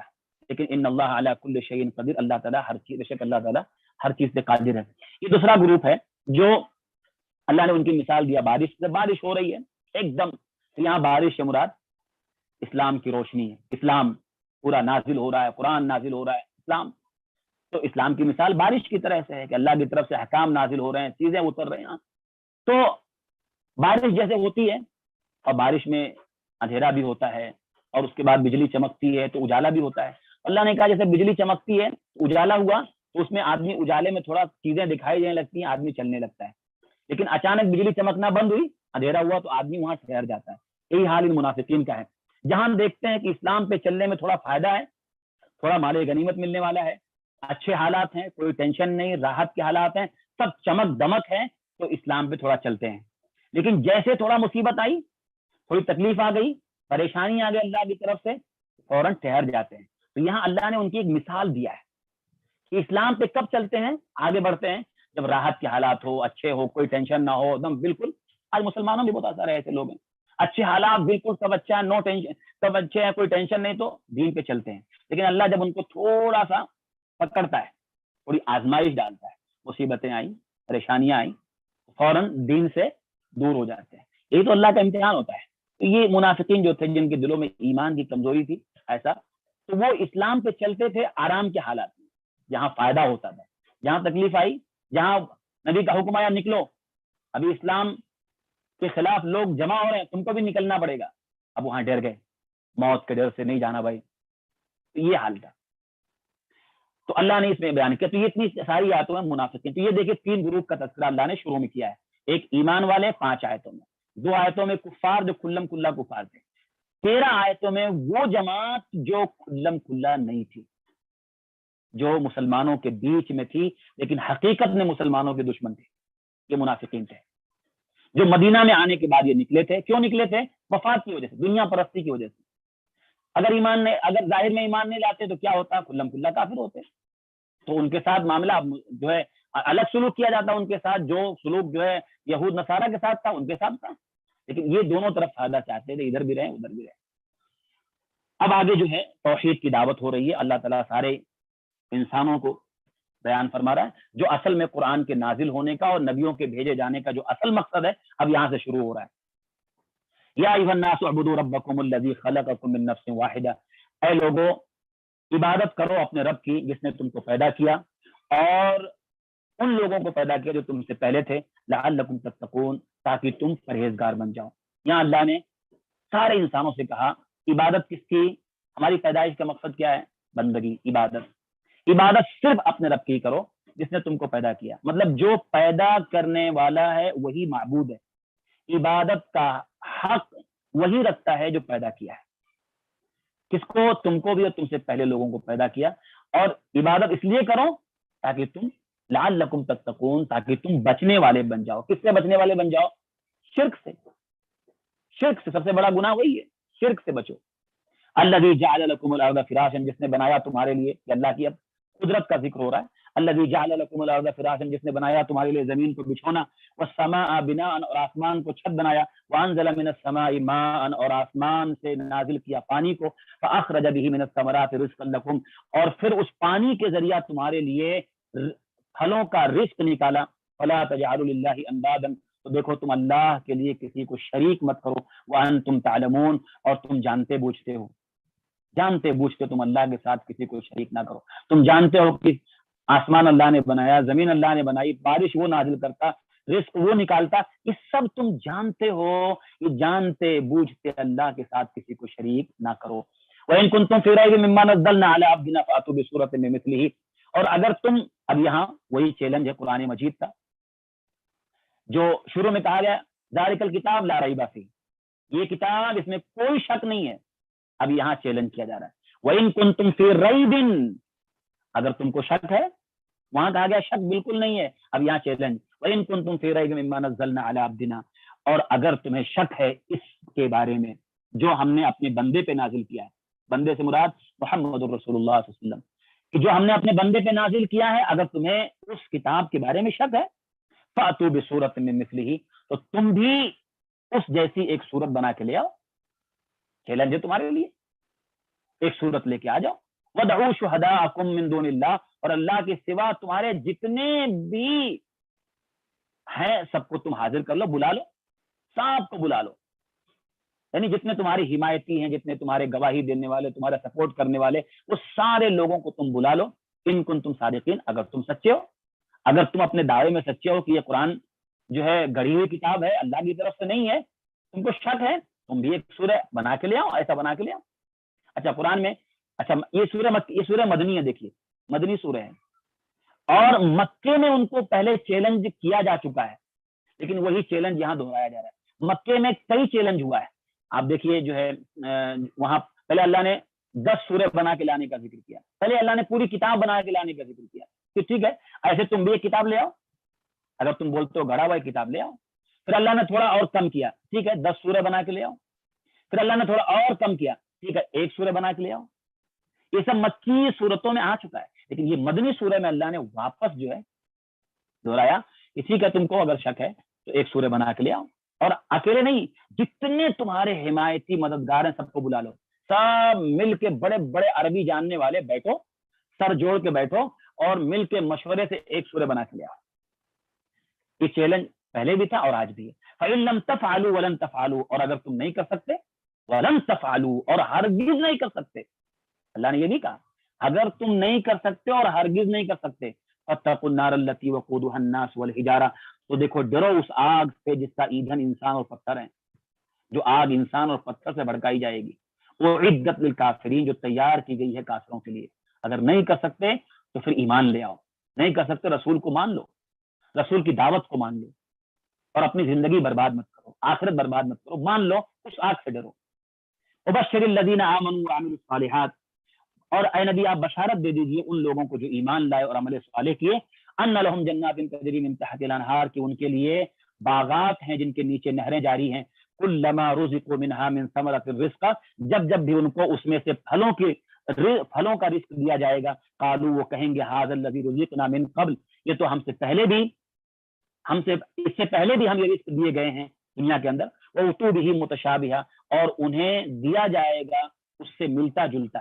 کہ دنیا میں اللہ تعالیٰ نے جو پھلوں کا رزق دیا ہے تو ایسے اس شکل کی چیزیں وہاں بھی ہوں گی, لیکن وہ شکل میں ملتی جلتی ہوں گی, پہچان کے لیے ہوگی, ورنہ جو ٹیسٹ ہوگا, جو لذت ہوگی, وہ دنیا کی کوئی بھی نعمت اس کا جنت کی نعمتوں کا مقابلہ نہیں کر سکتی. لیکن شکل میں پہچانی ہوئی چیزیں ہوں گی تو کہیں گے کہ وہ تو بھی متشابیہ, ایسا تو ملتا جلتا ہم پہلے بھی دیے گئے. وَلَهُمْ فِيهَا أَزْوَاجٌ مُطَهَّرَةٌ, اور ان کے لیے پاک بیویاں ہوں گی. وَهُمْ فِيهَا خَالِدُونَ, اور وہ ہمیشہ اس میں رہیں گے. دنیا میں انسان کے لیے جو ضروریات ہوتی ہیں وہ کون کون سی ضروریات ہیں؟ بھائی مکان ہے, اصل انسان کی ضرورت رہائش مکان ہے, پھر کھانا پینا ہے, اور پھر اس کے علاوہ جو ہے سمجھیے کہ آدمی کے لیے نکاح کی زندگی ہے. یہ ضروریات میں سے چاروں کو اللہ نے یہاں بیان کیا. مکان کے لیے جنت وہ جگہ ایک دم اعلیٰ جنت.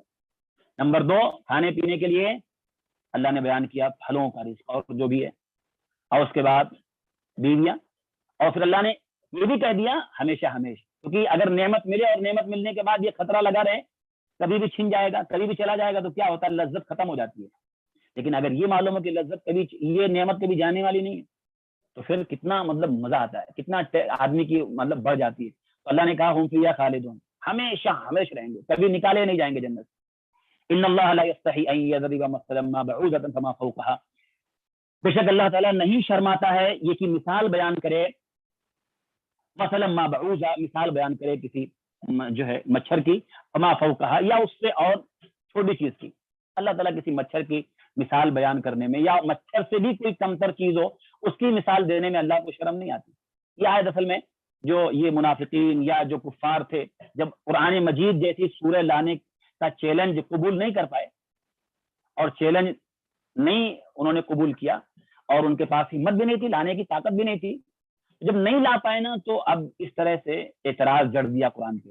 یہ کیا اگر قرآن اللہ کی طرف سے ہے تو کیا اللہ تعالیٰ قرآن میں مچھر کی مثال دیتا ہے, کبھی فلاں مثال بیان کرتا ہے. یہ چھوٹی چھوٹی مثالیں کہ اتنا اللہ تعالیٰ اتنا عظیم اور چھوٹی مثالیں بیان کرتا ہے.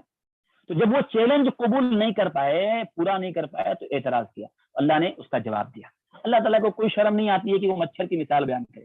فَأَمَّا الَّذِينَ آمَنُوا, تو جو لوگ ایمان والے ہوتے ہیں, فَيَعْلَمُونَ أَنَّهُ الْحَقُّ مِن رَّبِّهِمْ, تو وہ جان لیتے ہیں کہ یہ تو ان کے رب کی جانب سے حق ہے. وَأَمَّا الَّذِينَ كَفَرُوا, اور جو انکار کرنے والے ہوتے ہیں, فَيَقُولُونَ مَاذَا أَرَادَ اللَّهُ بِهَذَا مَثْلًا, وہی لوگ کہنے لگتے ہیں کہ اللہ تعالیٰ کو ایسی مثال بیان کرنے سے کیا مراد ہے, کیا فائدہ ہے. يُضِلُّ بِهِ كَثِيرًا وَيَهْدِي بِهِ كَثِيرًا, اللہ تعالیٰ گمراہ کر دیتا ہے اس کے ذریعہ بہتوں کو, اور اللہ ہدایت دیتا ہے اس کے ذریعہ بہت لوگوں کو. وَمَا يُضِلُّ بِهِ إِلَّا الْفَاسِقِينَ, اور نہیں گمراہ ہوتا ہے اس قرآن کے ذریعہ مگر ایسی مثالوں کے ذریعہ مگر فاسق لوگ, جو حد کو پار کر گیا, اللہ کی نافرمانی میں حد سے نکل گیا ہو, وہی گمراہ ہو سکتا ہے. تو اللہ کو کوئی شرم نہیں, بھائی مثال کیوں بیان کی جاتی ہے؟ مثال اس لیے بیان کی جاتی ہے تاکہ بات کو واضح کیا جائے. اگر کسی بات کو سمجھانے کے لیے مچھر کی مثال دینی ہو تو اس میں کون سا عیب ہے؟ یا مچھر سے اور چھوٹی کسی مکھی کی بھی مثال بیان، اور چھوٹی چیز کی مثال بیان کرنا پڑے یا اس سے بڑی چیز کی مثال بیان کرنا پڑے، اس میں کون سی شرم کی بات ہے؟ حق بات کو واضح کرنے کے لیے، سمجھانے کے لیے مثال دینے میں کیا ہے؟ تو اللہ کو شرم نہیں آتی ہے حق بات کی مثال بیان کرنے میں، چاہے مچھر کی مثال ہو یا اس سے کمتر کی کوئی مثال ہو. الذین ینقضون عہد اللہ من بعد میثاق، یہ فاسق لوگ کون ہیں؟ اللہ نے کہا ایسی مثالیں یا قرآن میں ایسی چیزوں کو دیکھ کے گمراہ کون ہوتا ہے؟ الذی، جو فاسق ہے، اللہ کے نافرمانی میں حد کو پار کر گیا. الذین ینقضون عہد اللہ، جو لوگ توڑ دیتے ہیں اللہ کے عہد کو، من بعد میثاقہ، اس کے پکا اور مضبوط کر لینے کے بعد اللہ کے عہد کو توڑ دیتے ہیں. وَيَقْطَعُونَ مَا أَمَرَ اللَّهُ بِهِ أَن يُوصَلَ، اور وہ کاٹتے ہیں ان رشتوں کو جو اللہ نے جوڑنے کا حکم دیا ہے. وَيُفْسِدُونَ فِي الْأَرْضِ، اور زمین میں فساد پھیلاتے ہیں. أُولَٰئِكَ هُمُ الْخَاسِرُونَ، یہی لوگ خسارہ اٹھانے والوں میں سے ہیں. تین باتیں اللہ نے بیان کی.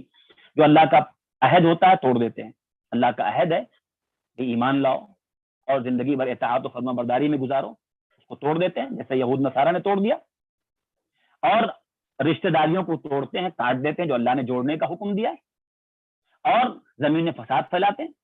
تو یہ وہ لوگ ہیں جو قرآن کی ایسی آیتوں کو دیکھ کر کے یا اس طرح کے اعتراض نکالنا اور گمراہ ہونا، یہی لوگ ہیں. کیف تکفرون باللہ وکنتم امواتا فاحیاکم، کیسے تم انکار کرتے ہو اللہ کا، وکنتم امواتا، اور تم پہلے مردے تھے، احیاکم، پھر اس نے تم کو زندہ کیا. یعنی اللہ کا انکار تم کس بنیاد پہ کرتے ہو؟ تم پہلے مردہ تھے، پھر تم کو زندہ کیا. ثم یمیتکم، پھر تم کو موت دے گا. ثم یحییکم، پھر تم کو زندہ کرے گا. ثم الیہ ترجعون، پھر تم ایک دن پلٹ کے اسی کی طرف جاؤ گے. وَهُوَ الَّذِي خَلَقَ لَكُم مَا فِي الْأَرْضِ جَمِيعًا، وہی وہ اللہ ہے جس نے تمہارے لیے پیدا کیا جو کچھ زمین میں ہے. زمین میں جو کچھ ہے سب کا سب تمہارے لیے پیدا کیا. ثم استوى إلى السماء، پھر وہ آسمان کی جانب متوجہ ہوا. فسواهن سبع سماوات، پھر اس نے 7 آسمان برابر کیے. پہلے زمین کو بنایا، پھر اس نے 7 آسمان برابر کیے. وَهُوَ بِكُلِّ شَيْءٍ عَلِيمٌ، اور وہ ہر چیز کو جاننے والا ہے. دیکھیے یہ اللہ کی قدرت بتائی جا رہی ہے کہ اللہ کا انکار تم کیسے کر سکتے ہو؟ اللہ ہے. یہاں تک یہ باتیں توحید کی چل رہی تھی، توحید کی باتیں اور اس کی دعوت اور قرآن کا چیلنج، اس پر ایمان لانے کی دعوت. اب یہاں سے جو ہے اللہ تعالیٰ نے زمین میں سب سے پہلے انسان کی پیدائش سے آدم علیہ السلام کی پیدائش کا اللہ ذکر کر رہا ہے. وَإِذْ قَالَ رَبُّكَ لِلْمَلَائِكَةِ إِنِّي جَاعِلٌ فِي الْأَرْضِ خَلِيفَةً، اور جب کہا تمہارے رب نے فرشتوں سے إِنِّي جَاعِلٌ فِي الْأَرْضِ خَلِيفَةً، کہ میں زمین میں ایک خلیفہ بنانے والا ہوں. زمین میں ایک خلیفہ مطلب نائب، لیکن کوئی اللہ کا خلیفہ نہیں، نعوذ باللہ، ورنہ شرک ہو جائے گا. اللہ کا خلیفہ کوئی نہیں. نائب کس کو بولتے ہیں؟ خلیفہ کہتے ہیں کہ جیسے کوئی انسان ہو، وہ مر گیا تو اس کے بعد جو اس کا عہدہ سنبھالے، نائب. یا وہ آدمی موجود تو ہو دنیا میں لیکن کہیں نہیں ہے، کہیں باہر ہے، تو اس کی جگہ پر اس کا کام کرنے والا یا اس کا سپورٹ کرنے والا جو نائب ہوتا ہے، جو اس کے غیر موجودگی میں یہ سنبھالے، اس کو جانشین جو ہوتا ہے اس کو خلیفہ کہا جاتا ہے. تو اللہ تعالیٰ نے انسان آدم علیہ السلام کو خلیفہ کہا، کیونکہ خلیفہ کون سا؟ زمین کا خلیفہ، کہ زمین میں اللہ تعالیٰ کا جو حکم ہوگا اس کو پورا کرنا اور لوگوں کو بتانا سمجھانا، یہ اللہ نے ذمہ داری دی تھی. تو اللہ نے جو ذمہ داری آدم علیہ السلام اور اس کے بعد جتنے لوگوں کو اللہ نے دیا، سارے نبی اور سارے ان کے بعد جتنے دعوت کا کام کرنے والے، وہ سب کے سب وہی خلافت نہیں آتے ہیں. تو اللہ نے کہا کہ فرشتوں سے کہا کہ میں زمین میں خلیفہ بنانے والا ہوں. قالوا، فرشتوں نے کہا تجعل فیہا من یفسد فیہا، کیا تو بنائے گا اس زمین میں ایسے کو جو زمین میں فساد مچائے، ویسفک الدماء، اور خون بہائے، ونحن نسبح بحمدک، اور ہم تیری تسبیح بیان کرتے ہیں تیری حمد کے ساتھ اور تیری پاکی بیان کرتے ہیں. قال انی اعلم ما لا تعلمون، اللہ نے کہا جو میں جانتا ہوں وہ تم نہیں جانتے. فرشتوں نے کہا کہ بھئی اللہ تو زمین میں ایسے کو پیدا کرے گا جو زمین میں فساد مچائے، خون بہائے. حالانکہ آدم علیہ السلام تھوڑی یہ کرنے والے تھے، ان کی اولاد کے اندر یہ جرم آنے والا تھا، فساد مچانا، خون بہانا. تو فرشتوں نے ایسا کہا. فرشتوں کیسے معلوم ہوا کہ مطلب یہ آنے والے ایسے جو اللہ پیدا کرے گا جو انسان کو ان کی اولاد میں یہ برائی پائی جائے گی؟ اللہ نے بتایا تھا، اللہ نے فرشتوں کو پہلے بتایا تھا کہ میں جو پیدا کرنے والا ہوں اور ان کے اندر یہ ساری چیزیں بھی ہوں گی. تو اسی لیے جب اللہ نے کہا تو انہوں نے اعتراض کیا. اعتراض کا مطلب اللہ سے اور زیادہ پوچھنے کے لیے کہ مطلب کیسے, کیوں بنائے گا, کیسے پیدا کرے گا. وعلم آدم الاسماء كلها ثم عرضهم على الملائکہ, اور سکھا دیا آدم علیہ السلام کو اللہ نے ساری چیزوں کے نام, ساری چیزوں کے نام اللہ تعالیٰ نے آدم علیہ السلام کو سکھا دیے. ثم عرضهم على الملائکہ, پھر ان ناموں کو فرشتوں پر پیش کیا. فقال انبئونی باسماء هؤلاء, اور کہا اللہ نے تم مجھے بتاؤ ان ساری چیزوں کے نام, ان کنتم صادقین, اگر تم سچے ہو. جتنی چیزیں بعض علماء نے کہا کہ جتنی بھی چیزیں ہوتی ہیں ساری چیزوں کا نام اللہ تعالیٰ نے آدم علیہ السلام کو سکھا دیا, بتا دیا, یا ان کے اندر ڈال دیا, سب ان کو یاد ہو گیا.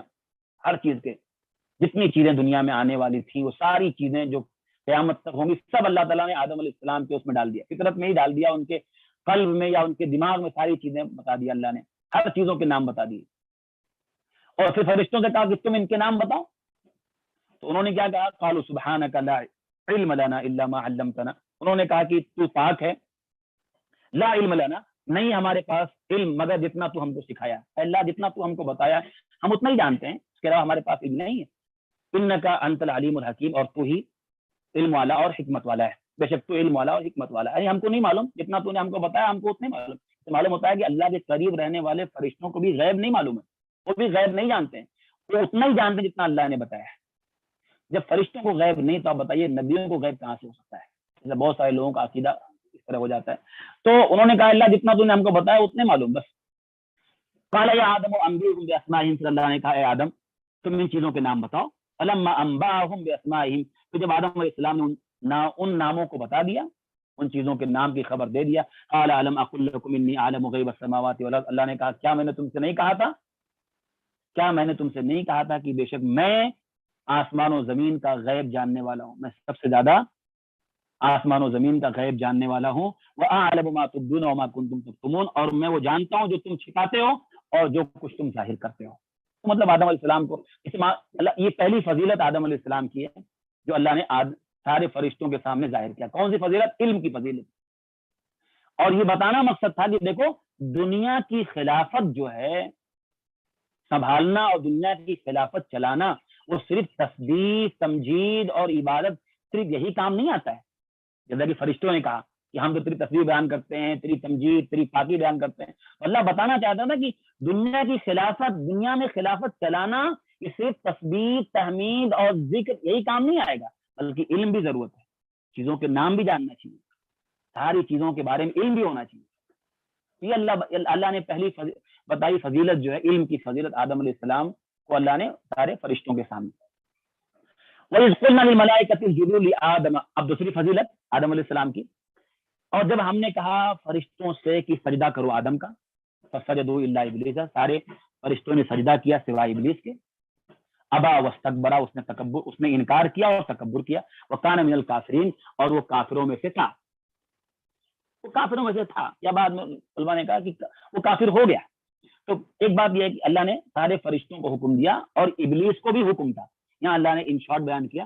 سورہ اعراف میں اس کا تذکرہ ہے کہ اللہ نے باقاعدہ ابلیس سے بھی کہا تھا کہ سجدہ کر, وہاں اللہ نے باقاعدہ پوچھا. تو وہاں وہ ذکر ہے کہ صرف فرشتوں کو حکم نہیں تھا, ابلیس کو الگ سے حکم تھا. اور ابلیس کوئی فرشتہ نہیں تھا, ابلیس جنوں میں سے تھا. ابلیس جو ہے سارے جنوں کا باپ ہے, ابو الجن ہے. ہاں, تو ابلیس سارے جنوں, اب ابلیس جنوں کا, جیسے آدم علیہ السلام سارے انسانوں کے اصل ہیں, جڑ ہیں, ساری انسانیت وہاں سے نکلی, ایسے ابلیس جو ہے وہ سارے جنوں کا ابو الجن ہے, وہ سارے جنوں کا باپ. تو وہ جو ہے اب اس کے بعد اس کی جو پوری اولاد آئے ساری چیزیں, تو اس نے انکار کیا اور تکبر کیا اس نے, اور وہ کافروں میں سے ہو گیا. سجدہ اس نے نہیں کیا.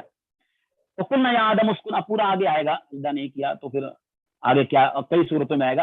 اللہ نے آدم اور ابلیس کا تذکرہ قرآن میں 7 جگہوں بیان کیا, 7 ٹائم آئے گا یہ قرآن میں. وقلنا یا آدم اسکن انت وزوجک الجنہ, اب یہ تیسری فضیلت آدم علیہ السلام کی. ہم نے کہا کہ اے آدم تم اور تمہاری بیوی جنت میں رہو, جاؤ جنت میں رہو. وکلا منہا رغدا حیث شئتما, اور جہاں سے چاہو تم دونوں جی بھر کے کھاؤ. ولا تقربا هذه الشجرة فتكون من الظالمين, اور دیکھو اس درخت کے قریب نہیں جانا ورنہ تم ظالموں میں سے ہو جاؤ, تم دونوں ظالموں میں سے ہو جاؤ. یہ اللہ تعالیٰ کا امتحان تھا پہلے انسان سے، پہلے 2 انسان، اس سے پہلے کوئی ایکسپیرینس نہیں تھا، کچھ بھی نہیں، پہلے انسان. اور اللہ کا پہلا، دیکھیے اللہ کا حکم 2 طرح کا ہوتا، کرو یہ نہیں کرو. تو آدم علیہ السلام کے ساتھ جو حکم تھا وہ نہیں کرنے والا تھا. اللہ کا جو حکم ہوتا ہے دنیا میں انسانوں کے لیے 2 طرح کا حکم ہے، یہ کرنا ہے یہ نہیں کرنا ہے. تو جو پہلا حکم اللہ تعالیٰ کا آیا آدم علیہ السلام کو، وَلَا تَقْرَبَا هَٰذِهِ الشَّجَرَةَ، دیکھو اس کے قریب نہیں جانا. کوئی بھی درخت تھا، درخت کون تھا اللہ نے بتایا نہیں، تو جو اللہ نے بتایا نہیں ہم کو زیادہ اس کے پیچھے نہیں پڑنا چاہیے. بہت سارے لوگوں نے وہ گندم تھا، وہ انگور تھا، سب یہ اپنی طرف سے خامخواہ کی عقل بازی ہے، نہیں کرنا چاہیے. اللہ نے اگر اس کو بتانا ضروری ہوتا وہ اللہ بتاتا، نہیں بتایا. اصل مقصد کیا ہے، میسج کیا ہے، اللہ نے ان کو ایک درخت کے قریب جانے سے منع کیا. بس درخت کوئی بھی رہا ہو، اصل میسج کیا ہے، اللہ نے منع کیا تھا. فَأَزَلَّهُمَا الشَّيْطَانُ عَنْهَا، پھسلا دیا ان دونوں کو شیطان نے اس سے. فَأَخْرَجَهُمَا مِمَّا كَانَا فِيهِ، اور نکلوا دیا ان دونوں کو اس جگہ سے جہاں وہ تھے. وَقُلْنَا اهْبِطُوا بَعْضُكُمْ لِبَعْضٍ عَدُوٌّ، اور ہم نے کہا کہ اتر جاؤ یہاں سے، تم ایک دوسرے کے دشمن ہو. یعنی انسان شیطان ایک دوسرے کے دشمن ہے، یا انسان ہی آپس میں آگے چل کر کے انسان کی اولاد جو ہے آپس میں ایک دوسرے سے دشمنی کرے گی. بھائی جیسے جو ہے آدم علیہ السلام کے بیٹوں میں ہوئی. تو تم ایک دوسرے کے دشمن ہو، نکلو یہاں سے، اتر جاؤ. وَلَكُمْ فِي الْأَرْضِ مُسْتَقَرٌّ، اور اب جاؤ زمین پر، تمہارے لیے زمین میں ایک ٹھہرنے کی جگہ ہے. وَمَتَاعٌ إِلَىٰ حِينٍ، اور ایک مدت، ایک وقت تک فائدہ اٹھانے کی وہاں تمہارے لیے سامان ہے. جاؤ، تم کو جب تک موت تک تمہارے لیے وہاں کیا ہوگا، فائدہ اٹھانے کے سامان ہے، وہاں ٹھہرنے کی جگہ جاؤ. یہ اللہ نے ان شارٹ بیان کیا، آگے چل کر کے تفصیل بھی کہیں آئے گی کہ قرآن مجید کی یہ بلاغت اور فصاحت ہے. اللہ کو جہاں جتنی ضرورت ہوتی ہے اتنے بیان کرتا ہے.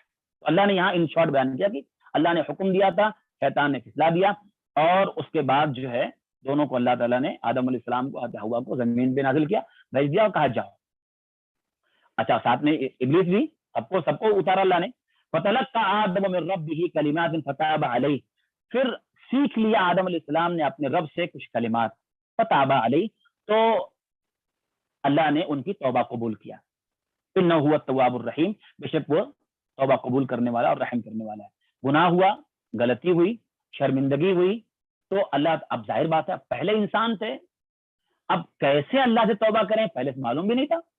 تو دیکھیے اللہ کی رحمت، دیکھیے الرحمن الرحیم، اللہ ہی نے سکھایا کہ کیسے مانگو. وہ کلمات اللہ نے سکھائے کہ یہ بولو تو اللہ قبول کر لے گا. اس لیے کہا کہ آدم نے کچھ کلمات اپنے رب سے سیکھے، یعنی سکھایا، اللہ نے ہی سکھایا. اللہ نے ہی سکھایا. کیا دعا سکھائی تھی؟ وہ سورہ اعراف میں، ربنا ظلمنا انفسنا. یہاں ان شارٹ ہے کچھ کلمات. کون سے کلمات؟ ربنا ظلمنا انفسنا وان لم تغفر لنا وترحمنا لنكونن من. وہ دعا پڑھی، فتاب علیہ، تو توبہ اللہ نے قبول کیا. تو دعا بھی اللہ نے سکھلائی اور اللہ نے پھر توبہ بھی قبول کی. اچھا توبہ قبول کرنے کے بعد واپس جنت میں نہیں ڈالا، کہا اب تو فیصلہ ہو چکا ہے، جاؤ زمین پہ جاؤ.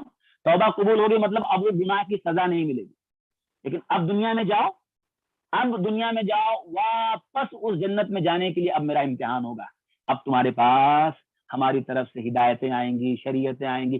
اب اس جنت کو واپس پانے کے لیے تم کو میرے اس صراط مستقیم پہ چل کے آنا پڑے گا. دنیا میں جاؤ. قُلْ نَهْبِطُوا، ہم نے کہا اتر جاؤ. قُلْ نَهْبِطُوا مِنْهَا جَمِيعًا، ہم نے کہا کہ یہاں سے سب کے سب اتر جاؤ، زمین پہ جاؤ. فَإِمَّا يَأْتِيَنَّكُم مِّنِّي هُدًى، تو اب تمہارے پاس ہماری جانب سے ہدایت آئے گی. فَمَن تَبِعَ هُدَايَ فَلَا خَوْفٌ عَلَيْهِمْ وَلَا هُمْ يَحْزَنُونَ، تو جو ہماری میری ہدایت کی اتباع کرے گا، پیروی کرے گا، اس کو کوئی خوف نہیں ہوگا، کوئی غم نہیں ہوگا اس کے اوپر. یہ اللہ کا فیصلہ. توبہ تو قبول ہوگی آدم علیہ السلام کی، لیکن واپس جنت میں ڈالا نہیں. اب وہ تو ایک آخرت میں ہوگا. اب دنیا میں جاؤ، اب ہمارا امتحان شروع ہوگا کہ اب تمہارے پاس ہماری جانب سے ہدایت آئے گی، نبیوں کا سلسلہ شروع ہوگا. پہلے آدم علیہ السلام پہلے ہیں، اب ان کی اولاد میں وہی تھے، پھر وہ نسل چلتی گئی، پھر وہ نوح علیہ السلام، پھر وہ اللہ نے کہا میری جانب سے ہدایت آئے گی. جو ہدایت مانے گا، اتباع کرے گا، اس کو آخرت میں کوئی خوف نہیں ہوگا، اور دنیا میں اس کو جو چھوڑ کے گیا اس کا کوئی غم نہیں ہوگا.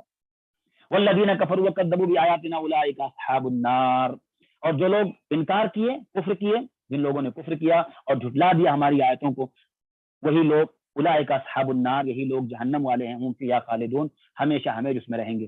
یا بنی اسرائیل اذکروا نعمتی التی انعمت علیکم واوفوا بعہدی اوفی بعہدکم وایای فارہبون.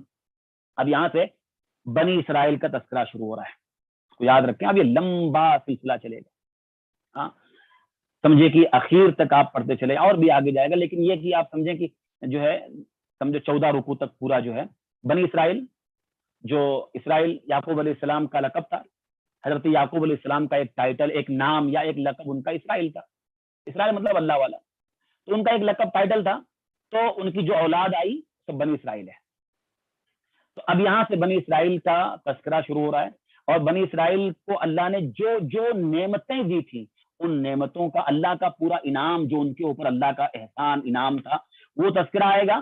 پھر ان کی بدعمالیاں کہ انعام پانے کے بعد بھی وہ کتنے بد کردار ہو گئے، کتنے زیادہ بگڑتے چلے گئے، اس کا تذکرہ ہوگا. پھر اللہ کا عذاب بھی جو جو آیا، ان کے اوپر سزائیں آئیں، اس کا تذکرہ ہوگا.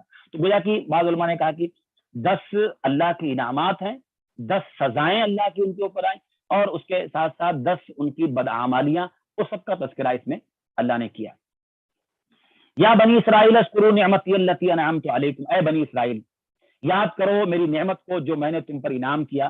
وَأَوْفُوا بِعَهْدِي، اور پورا کرو تم میرے عہد کو. اوفی بعہدکم، میں پورا کروں گا تمہارے عہد کو.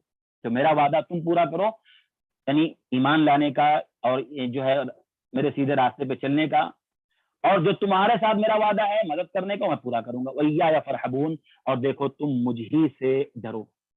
اب چونکہ یہ مدنی سورہ ہے، مدینہ میں کون تھے؟ اچھا مکے میں دیکھو آپ، وہاں یہود نصارہ نہیں تھے، اہل کتاب وہاں نہیں تھے.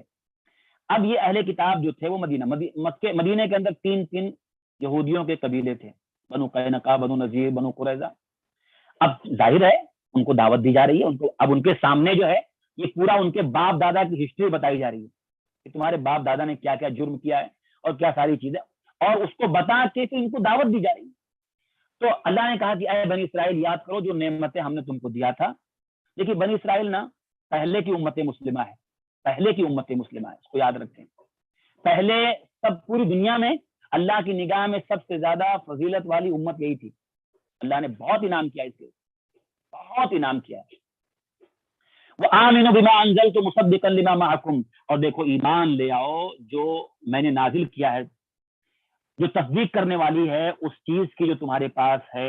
وَلَا تَكُونُوا أَوَّلَ كَافِرٍ بِهِ، اور دیکھو تم پہلے کافر نہ بنو، پہلے انکار کرنے والوں تم نہ بنو. وَلَا تَشْتَرُوا بِآيَاتِي ثَمَنًا قَلِيلًا، اور تم میری آیتوں کو معمولی قیمت کے بدلے مت بیچو. وَإِيَّايَ فَاتَّقُونِ، اور تم دیکھو مجھ سے ڈرو.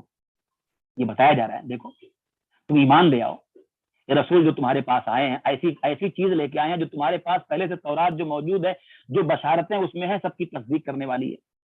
تم پہلے کافر نہ بنو، یعنی تمہارے پاس تو پہلے سے کتاب ہے، تم تو علم والے ہو، تم تو جاننے والے ہو.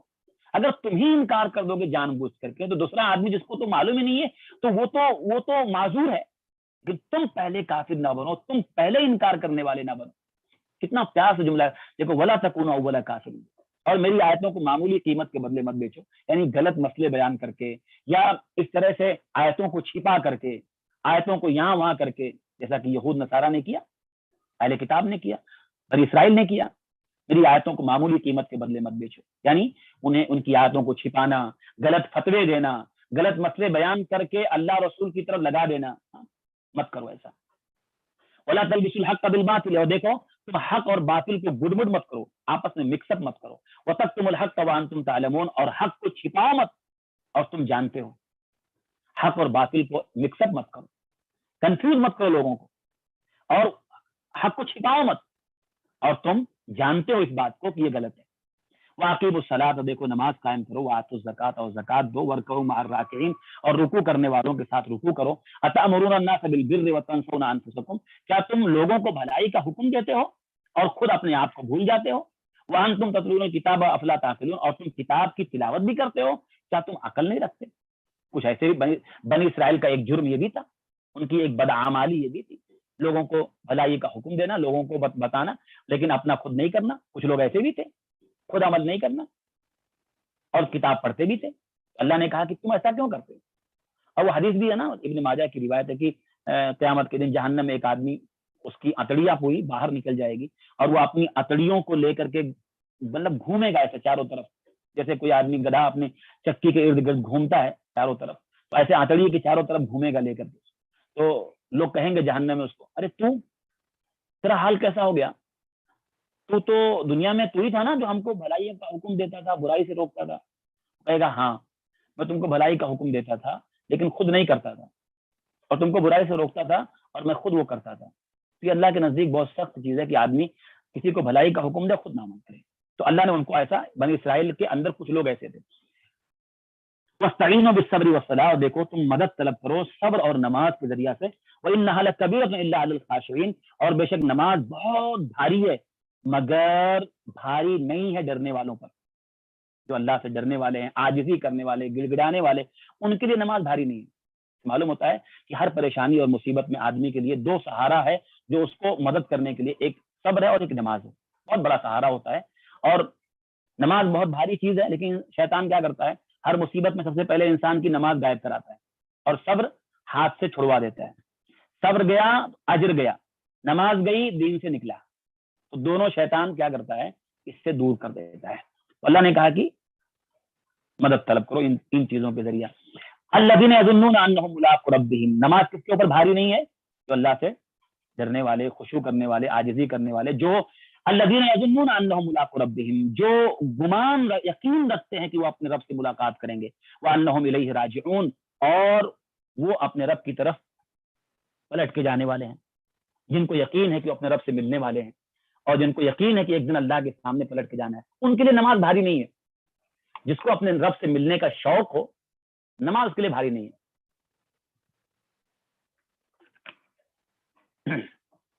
یا بنی اسرائیل اذکروا نعمتی التی انعمت علیکم، اب دیکھیے واپس دہرایا گیا، اے بنی اسرائیل یاد کرو میری نعمت کو جو میں نے انعام تمہارے اوپر کیا، وانی فضلتکم علی العالمین، اور میں نے تم کو فضیلت دیا سارے جہان پر۔ عالمین اللہ نے کہا سارے جہان پر تم کو، یہ اس دور کی بات ہے، یہ امت مسلمہ سے پہلے، اس لیے میں نے کہا کہ اس امت سے، یعنی ہماری جو یہ اللہ کے نبی سے، ہم جو امت محمدیہ، اس سے پہلے پوری زمین پر سب سے زیادہ فضیلت والی امت اللہ کی نگاہ میں یہی تھی۔ اللہ نے کہا میں نے تم کو سارے جہان پہ فضیلت دیا، لیکن اب یہ فضیلت اللہ نے ان سے چھین لیا، ان کی بدعمالیوں کی وجہ سے وہ فضیلت اللہ نے چھین لیا۔ کس کو دے دیا؟ امت محمد، کنتم خیر امت، اللہ نے قرآن میں کہا تم بہترین امت ہو، یعنی اللہ نے اس امت کو دیا۔ واتقوا یوما لا تجزی نفس عن نفس شیئا، دیکھو تم ڈرو اس دن سے جس دن کوئی نفس کسی نفس کے کام نہیں آئے، کسی چیز میں کام نہیں آئے، ولا یقبل منها شفاعۃ، اور نہ ہی کسی سے کوئی سفارش قبول کی جائے گی، ولا یؤخذ منها عدل، اور نہ ہی کسی سے کوئی فدیہ لیا جائے گا، ولا هم ينصرون، اور نہ ہی مدد کی جائے گی۔ بنی اسرائیل کا عقیدہ بگڑ گیا تھا کہ ہم تو انبیاء کی اولاد ہیں، ہمارے خاندان میں انبیاء ہیں، ہم تھوڑی جو ہے جہنم میں جائیں گے۔ اللہ نے کہا دیکھو اس دن سے ڈرو، کوئی کسی کام نہیں آئے گا، کوئی آدمی پھنس جائے یا گرفتار ہو جائے تو چھڑانے کے کتنے، کم سے کم 3 راستے ہوتے ہیں چھڑانے کے، یا تو کوئی آدمی سفارش کر دے تو چھوٹ جاتا ہے، یا تو کوئی فدیہ بڑا معاوضہ دے کر کے چھوٹ جائے، اور یا تو آدمی خود سے اتنا طاقتور ہو کہ لڑ بھیڑ کر کے چھڑا کے بھاگ جائے۔ یہ تینوں صورتیں وہاں قیامت کے دن نہیں ہوں گی۔ اللہ نے کہا ڈرو اس دن سے جس دن یہ ساری چیزیں نہیں ہوں گی۔ وَإِذْ نَجَّيْنَاكُم مِّنْ آلِ فِرْعَوْنَ يَسُومُونَكُمْ سُوءَ الْعَذَابِ، اور یاد کرو جب ہم نے تم کو نجات دیا فرعون، آل فرعون سے، فرعون والوں سے ہم نے تم کو نجات دیا۔ یسومونکم سوء العذاب، وہ تم کو برا عذاب دیتا تھا، وہ تمہیں بہت ہی برا عذاب دیتا تھا۔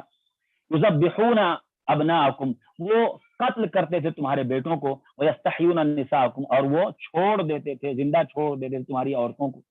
وفی ذالکم بلاء من ربکم عظیم، اور اس میں تمہارے رب کی جانب سے بہت بڑی آزمائش تھی۔ اللہ وہ یاد دلا رہا بنی اسرائیل کو جو تم فرعون کے غلام تھے، پوری تاریخ ہے، آگے چل کر کے کہیں نہ کہیں بات آئے گی وہ پھر، کہ بنی اسرائیل جو ہے فرعون کے غلام تھے، اور صدیوں سے یہ مطلب مصر میں صدیوں سے غلامی کے دور میں تھے پورا۔ تو اللہ نے فرعون سے ان کو نجات دیا، سمندر کو پار کر دیا، اور فرعون جو ان کے ساتھ کرتا تھا اللہ نے اس کو یاد دلایا، تمہارے بیٹوں کو قتل کرتا تھا اور بیٹیوں کو چھوڑ دیتا تھا۔ اللہ کی بہت بڑی آزمائش تھی اس میں۔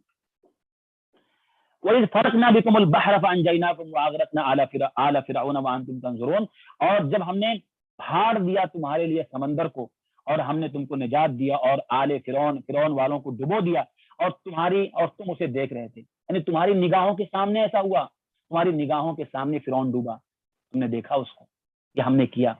وَإِذْ وَعَدْنَا مُوسَىٰ 40 لَيْلَةً ثُمَّ اتَّخَذْتُمُ الْعِجْلَ مِن بَعْدِهِ وَأَنْتُمْ ظَالِمُونَ.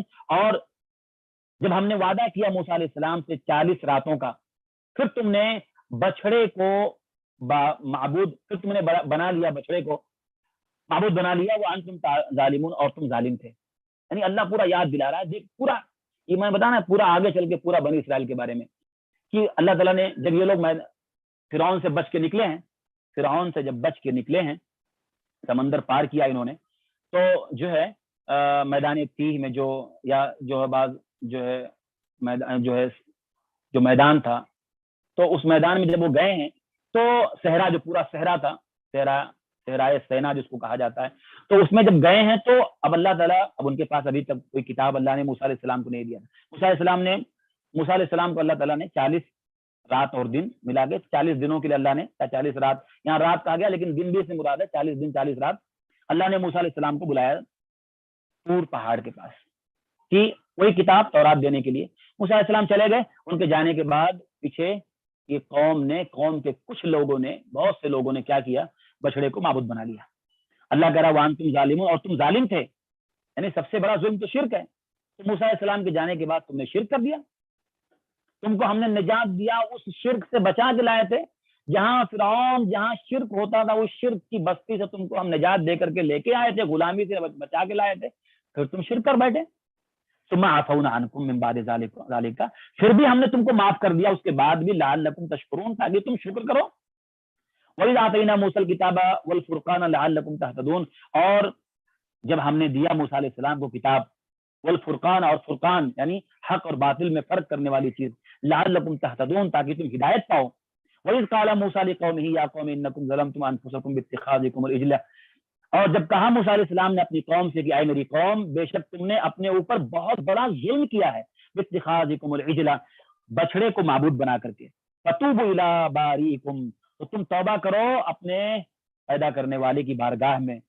فَاقْتُلُوا أَنفُسَكُمْ، تو تم قتل کرو اپنے آپ کو. ذَلِكُمْ خَيْرٌ لَكُمْ عِندَ بَارِئِكُمْ، یہی بہتر ہے تمہارے لیے تمہارے پیدا کرنے والے کے نزدیک. فَتَابَ عَلَيْكُمْ، تو اس نے توبہ قبول کیا تمہاری. إِنَّهُ هُوَ التَّوَّابُ الرَّحِيمُ، بے شک وہ توبہ قبول کرنے والا اور رحم کرنے والا ہے.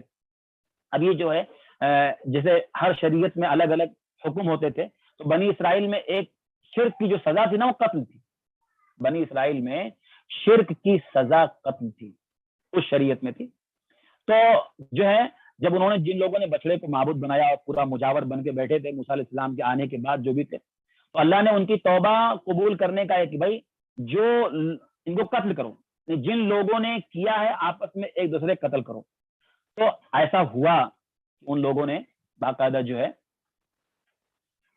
تلواریں اٹھائی، اور پھر ایک اندھیرا ہو گیا، اندھیرا چھا گیا. اس کے بعد انہوں نے آپس میں جن لوگوں جو مجاور بن کے بیٹھے تھے، پورا بڑی جماعت تھی، اور اس کے بعد ہے پھر وہ ان لوگوں نے ان کو قتل کیا، مارا. پھر اجالا ہوا، تو پھر جتنے لوگوں کی تعداد، جتنے لوگ مرے ہوئے تھے سب قتل ہو گئے. اللہ نے ان کو معاف کیا، جو بچ گئے ان کو بھی اللہ نے معاف کیا. یہ سزا تھی ان کی کہ جن لوگوں نے یہ کام کیا تھا.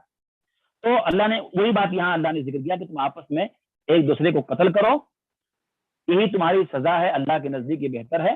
اور اللہ نے توبہ قبول کیا ان کی. تو مطلب یہ کہ ان کو قتل کیا گیا. وَإِذْ قُلْتُمْ يَا مُوسَىٰ لَن نُّؤْمِنَ لَكَ حَتَّىٰ نَرَى اللَّهَ جَهْرَةً فَأَخَذْتُكُمُ الصَّاعِقَةُ وَأَنْتُمْ تَنظُرُونَ، اور جب تم نے کہا کہ اے موسیٰ لن نؤمن لك حتى نرى الله جهرة، کہ ہم ہرگز ایمان نہیں لائیں گے جب تک کہ ہم اللہ کو ظاہری طور پہ کھلم کھلا دیکھ نہ لیں. فاخذتكم الصاعقة وانتم تنظرون، اور پھر تم کو بجلی نے پکڑ لیا، بجلی کی کڑک نے پکڑ لیا اور تم دیکھ رہے تھے. یہ بھی ایک واقعہ ہے. موسیٰ علیہ السلام تقریباً 70 لوگوں کو لے کر کے جو ہے اللہ تعالیٰ کے وعدے کے مطابق گئے تھے ایک جگہ. تو جو ہے 70 لوگوں کو اللہ نے کہا چن کے لے آنا. تو موسیٰ علیہ السلام چون کے 70 لوگوں کو لے کے گئے تھے اپنے قوم سے. تو وہاں جب پہنچے، اللہ نے موسیٰ علیہ السلام سے کلام کیا. تو ان لوگوں نے کہا کہ ہم کو تو اللہ دکھ ہی نہیں رہا ہے، آپ سے کلام کر رہا ہے، ہم کیسے مانیں؟ تو یہ کتنا مطلب ڈینجر قوم تھی ہے. اللہ آپ سے کلام کیا، ہم کو کیسے معلوم؟ ہم کو اللہ کو دیکھنا ہے، کھلم کھلا دیکھیں گے تب ہم مانیں گے.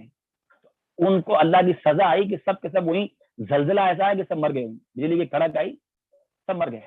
وہی یہاں اللہ نے کہا کہ تم کو بجلی نے پکڑ لیا اور تم سب دیکھ رہے تھے سب. ثم بعثناکم من بعد موتکم، پھر اس کے بعد ہم نے تم کو تمہاری موت کے بعد واپس کھڑا کیا، لعلکم تشکرون، تاکہ تم شکر کرو. اور جگہ پر تفصیل ہے، آگے آئے گا دوسرے جو ہے جگہ پر کہ موسیٰ علیہ السلام نے اللہ سے دعا کیا کہ اللہ تعالیٰ ان کو اگر مارنا تھا تو یہاں آنے سے پہلے ہی ان کو مار دیا ہوتا. اب میں اپنی قوم میں جا کے کیا بولوں گا؟ ان کو تو میں چن کے لے کے آیا تھا، تو چن کے لے کے آیا تھا، اور واپس اکیلے میں جاؤں گا تو کیا ہوگا؟ تو اللہ نے ان کی دعا سے سب کو زندہ کیا. تو یہ بنی اسرائیل ہے. وَظَلَّلْنَا عَلَيْكُمُ الْغَمَامَ وَأَنزَلْنَا عَلَيْكُمُ الْمَنَّ وَالسَّلْوَىٰ، اور ہم نے نازل کیا تمہارے اوپر بدلیوں کا سایہ، ہم نے تمہارے اوپر بدلیوں کا سایہ ڈالا. ظَلَّلْنَا عَلَيْكُمُ الْغَمَامَ، تمہارے اوپر ہم نے بدلیوں کا سایہ کیا. وَأَنزَلْنَا عَلَيْكُمُ الْمَنَّ وَالسَّلْوَىٰ، اور تمہارے لیے ہم نے من و سلوہ نازل کیا. کُلُوا مِن طَیِّبَاتِ مَا رَزَقْنَاکُمْ، کھاؤ اس پاکیزہ رزق میں سے جو ہم نے تم کو دیا ہے. وَمَا ظَلَمُونَ وَلَٰكِن كَانُوا أَنفُسَهُمْ يَظْلِمُونَ، اور ہم نے ان کے اوپر ظلم نہیں کیا تھا لیکن انہوں نے اپنے نفسوں پہ ظلم کیا. تو اللہ، اب ظاہر بات ہے سمندر سے نکل کے باہر آئے ہیں اور پورا جو ہے صحرا میں ہے، پورا صحرا ہے، صحرائے سینا ہے، نہ وہاں سایہ ہے نہ وہاں کوئی کھانے پینے کی چیزیں ہیں. اللہ نے کیا کیا؟ پورا بدلی کا سایہ کر دیا. بدلی کا سایہ، جہاں جتنی دور بنی اسرائیل سے بڑی تعداد تھی، بہت بڑی تعداد تھی، پورا وہاں ان کے اوپر بدلی کا سایہ تھا. اب کتنا بڑا اللہ کا انعام دیکھیے، بدلیوں کا سایہ.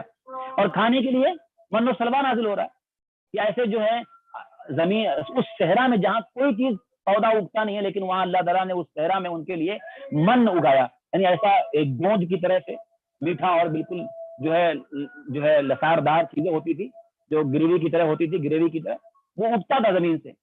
اور پھر وہ پرندے، سلوا پرندے، بٹیر کی قسم کی شکل کے پرندے ہوتے تھے جو اتنا کثرت سے ان کے بیچ میں گھومتے تھے، وہ پکڑ لیتے تھے، ذبح کرتے تھے اور کھاتے تھے. یہ ان کا ہوتا. اللہ نے ان کو ہر طرح کے کمانے، محنت کرنے، یہاں وہاں جانے سے منع وہ کیا تھا. ایک دم نبی کے پاس علم حاصل کرو اور پھر اپنے ملک کو پانے کی تیاری کرو، بیت المقدس تیاری کرو، اس کے لیے تیاری کرو. یہ ان کے لیے ایک موقع تھا کہ ان کو اللہ تعالیٰ تیار کرنا چاہتا تھا، لیکن یہ تیار نہیں ہوئے. موسیٰ علیہ السلام جب تک رہے ان کے اندر، تب تک یہ بیت المقدس نہیں جا پائے، فتح نہیں کر پائے. تو یہ اللہ نے یہاں ان کا ذکر کیا. وَإِذْ قُلْنَا ادْخُلُوا هَٰذِهِ الْقَرْيَةَ، اور جو ہم نے کہا کہ داخل ہو جاؤ بستی میں، یہ بستی سے مراد وہی بیت المقدس ہے. بیت المقدس جو اصل جو ہے انبیاء کا مسکن وہی رہا، مسکن جو ہے وہی تھا.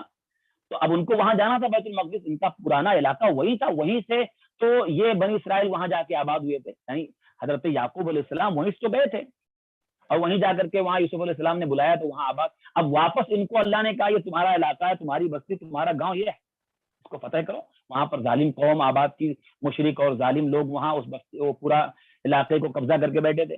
ان کو بھگانا تھا اور وہاں آباد ہونا تھا. تو اللہ نے کہا، ہم نے کہا کہ داخل ہو جاؤ اس بستی میں، فَكُلُوا مِنْهَا حَيْثُ شِئْتُمْ رَغَدًا، اور جہاں سے چاہو تم جی بھر کے کھاؤ. وَادْخُلُوا الْبَابَ سُجَّدًا، اور دروازے میں داخل ہو جاؤ سجدہ کرتے ہوئے. وَقُولُوا حِطَّةٌ، اور تم کہو حِطَّةٌ، یہ جملہ کہو، مغفرت نغفر لکم خطایاکم، تو ہم بخش دیں گے تمہارے گناہوں کو. اور وَسَنَزِيدُ الْمُحْسِنِينَ، اور ان قریب ہم اور زیادہ دیں گے نیکی کرنے والوں کو. تو یہ ان کو حکم تھا کہ بھائی ایسا کرنا ہے. لیکن وہ جب تک موسیٰ علیہ السلام تھے تب تک وہ جو ہے سب کا یہ مطلب بیت المقدس فتح نہیں کر پائے. اور جب وہ بعد میں گئے بھی بیت المقدس، موسیٰ علیہ السلام کے بعد جس نبی کے زمانے میں، یوشع بن نون وغیرہ کے زمانے میں، جب وہ بیت المقدس فتح بھی کیے گئے بھی، تو اللہ تعالیٰ کے اس قول کے خلاف اللہ نے کہا تھا کہ ان کو کہ سجدہ کرتے ہوئے جاؤ. مطلب اکڑ نہیں ہونا چاہیے. تم ٹھیک ہے اپنے علاقے میں جا رہے ہو تو اکڑتے ہوئے نہیں، کہ سینہ تان کے جا رہے ہیں بالکل ہماری بستی، نہیں، جھکاؤ ہونا چاہیے، جھکتے ہوئے جاؤ، انگلیاں جھکی، سر جھکے رہنے چاہیے، زبانوں پہ مغفرت کے الفاظ ہونے چاہیے، اللہ معاف. لیکن انہوں نے کیا کیا؟ دونوں کام نہیں کیا.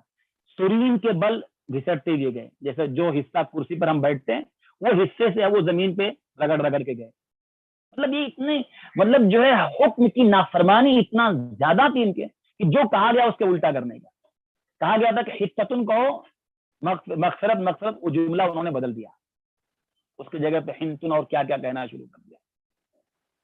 فبدل الذین ظلموا قول، اللہ کہہ رہا ہے ان ظالموں نے بدل دیا اس بات کو جو ان سے کہا گیا تھا. فانزلنا علی الذین ظلموا رجزا من السماء، تو ہم نے نازل کیا ان لوگوں پر جنہوں نے ظلم کیا تھا عذاب آسمان سے، بما کانوا یفسقون، اس وجہ سے کہ جو انہوں نے فسق کیا تھا. नाफरमानी हद से निकल गए, अजाब आया, ताउन की बीमारी इनके ऊपर, ताउन जो प्लेग था इनको फैली, अल्लाह ने इनको अजाब दिया, सजा दिया इनको। वही तस्का मूसा लिकौम ही, तो ये साथ साथ में उनके ऊपर इनाम और जो सजाएं उनकी बदआमाली, ये क्यों बयान हो रहा है? इसलिए बयान हो रहा है, एक तो सामने कौन है मदीना में, ये यहूद के 3 बड़े बड़े कबीले हैं। एक तो उनको दावत है कि देखो तुम्हारे बाप दादा के साथ कितना कितना इनाम अल्लाह का हो चुका है, देख लो, और कितना उन्होंने नाफरमानी की है और तुम भी उन्हीं के नक्शे कदम पे चल रहे हो। एक तो उनको बताना है, दूसरे ये कि मुसलमानों को बताना है जो ईमान ला चुके हैं कि जो जुर्म उन्होंने किया था तुम नहीं करना। देखो डर पैदा होना चाहिए। तो अल्लाह ताला पिछले कौमों के जो वाकयात बयान करता है ना, वो ये समझाने के लिए कि देखो ये जुर्म तुम नहीं करना, बचना इस जुर्म से। वही तस्का मूसा लिकौम ही, और जब कहा, और जब पानी तलब किया मूसा अलैहिस्सलाम से उनकी कौम ने, जब मूसा अलैहिस्सलाम ने पानी तलब किया अपनी कौम के लिए, ये जाहिर बात है, 2 चीजें मिल गई, साया मिल गया, बदलियों का साया मिल गया उस सहरा के अंदर, खाना मिल गया, तो खाना मिल गया और बदलियों का साया मिल गया, छत मिल गई, तो अब पानी की जरूरत थी, तो मूसा अलैहिस्सलाम ने अल्लाह से पानी मांगा। और यस्तस्का मूसा लिकौम ही, और जब मूसा अलैहिस्सलाम ने पानी तलब किया अपनी कौम के लिए, फकुल नजरिब बिअसाकल हजर, तो हमने कहा कि पत्थर पे अपनी लाठी को मार, फनफजरत मिनहु इस्नता अशरता ऐना, तो उस पत्थर से 12 चश्मे फूट पड़े। एक पत्थर, वहां कोई पत्थर रहा होगा, उस पत्थर पे मारा तो 12 चश्मे निकले, 12 चश्मे, क्योंकि 12 कबीले थे बनी इसराइल के, अलग अलग 12 कबीले थे। अब अगर एक चश्मा निकलता तो झगड़े हो जाते, तो 12 कबीला, हर कबीला एक एक चश्मा ले ले। कद अलिम कुल्लु उनासिम मशरबहुम, और जान लिए हर शख्स ने, तमाम लोगों ने अपना अपना पीने का जो घाट था, जो चश्मा था, उसको जान लिया, पहचान लिया। कुलू वशरबू मिन रिज़्क़िल्लाह, अल्लाह ने कहा खाओ और पियो अल्लाह के रिस्क से।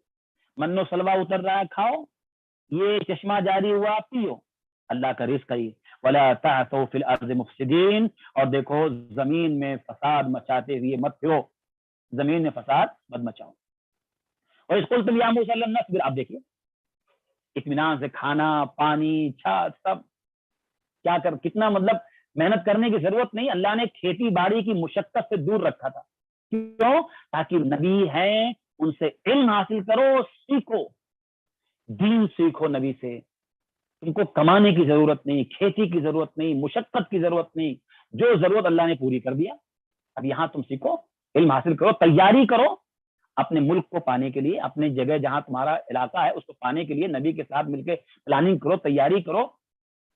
तो अब देखिए, वइज़ या मूसा लन नस्बिर अला तआमिन वाहिदिन, जब तुमने कहा, अल्लाह फरमाता, जब तुमने कहा ऐ मूसा हम एक खाने पर सब्र नहीं कर सकते, एक खाना रोजाना वही खाना नहीं सब्र कर सकते, एक खाने पे हम सब्र नहीं कर सकते। फदउ लना रब्बका युखरिज लना मिम्मा तुंबितुल अर्दु मिन बक़लिहा व क़िस्साइहा व फ़ूमिहा व दसिहा, तो तुम अपने रब से हमारे लिए दुआ करो कि वो निकाले हमारे लिए जो जमीन से उगता है, जो जमीन से निकलता है वो निकाले, तरकारी है, ककड़ी है, गंदुम है, और जो है मसूर की दाल है, और प्याज है, ये सारी चीजें होना चाहिए, थोड़ा चटखारे होना चाहिए, थोड़ा सा जो है जबान को टेस्ट मिलना चाहिए।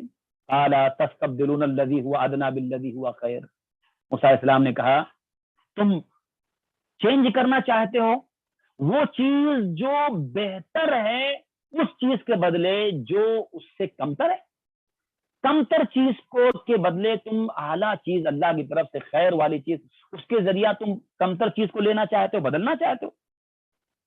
ठीक है तुम मिस्रा, ठीक है तुमको यही चाहिए ना, जिद है, जाओ किसी शहर में चले जाओ।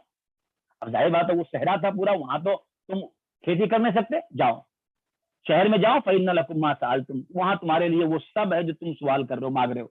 और ज़ुरिबत अलैहिमुज़ ज़िल्लतु वल मस्कना, और जिल्लत और मोहताजी उनके ऊपर थोप दी गई। जाहिर है क्या मांगा उन्होंने, तो अब जो मांगा था उसको खेती करना पड़ेगा, जाओ खेती करो, जाओ। खेती बाड़ी की मुशक्कत से अल्लाह ने बचाया था, लेकिन उन्होंने वही मांगा, अब जाओ वो पाने के लिए जितना तुमने मांगा वो पाने के लिए उगाना पड़ेगा, खेती करना पड़ेगा, खेती इस सहरा से बाहर जाओ कहीं, वहां जाओ करो, जाओ खेती बाड़ी करो। अब हमेशा जिल्लत यही, जाहिर बात है हमेशा हल जोतो, खेत भी हमेशा जिल्लत, खेत जोतते रहो हमेशा, मेहनत मुशक्कत, एक जिल्लत, एक तरह की जिल्लत। मोहताजी हमेशा जब तक کرو گے نہیں ملے گا نہیں. یہاں اللہ تعالیٰ کی طرف سے روز مل رہا تھا, وہاں بغیر کیے ملے گا نہیں. وباؤ بغضب من اللہ, اور وہ لوٹے اللہ کا غضب لے کر کے.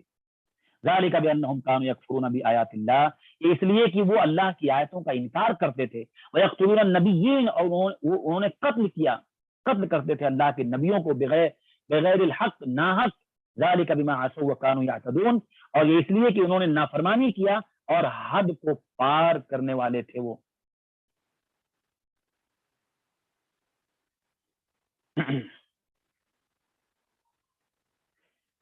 ہم یہاں تک رکتے ہیں, اور جو وقت ہو گیا 4:30 کا, آج تھوڑا سا اس لیے وہ ہوا. انشاءاللہ کل یہ ہم تفصیل شروع میں ہو گئی, لیکن ہم کوشش کریں گے کہ انشاءاللہ ایک پارا روز ہو.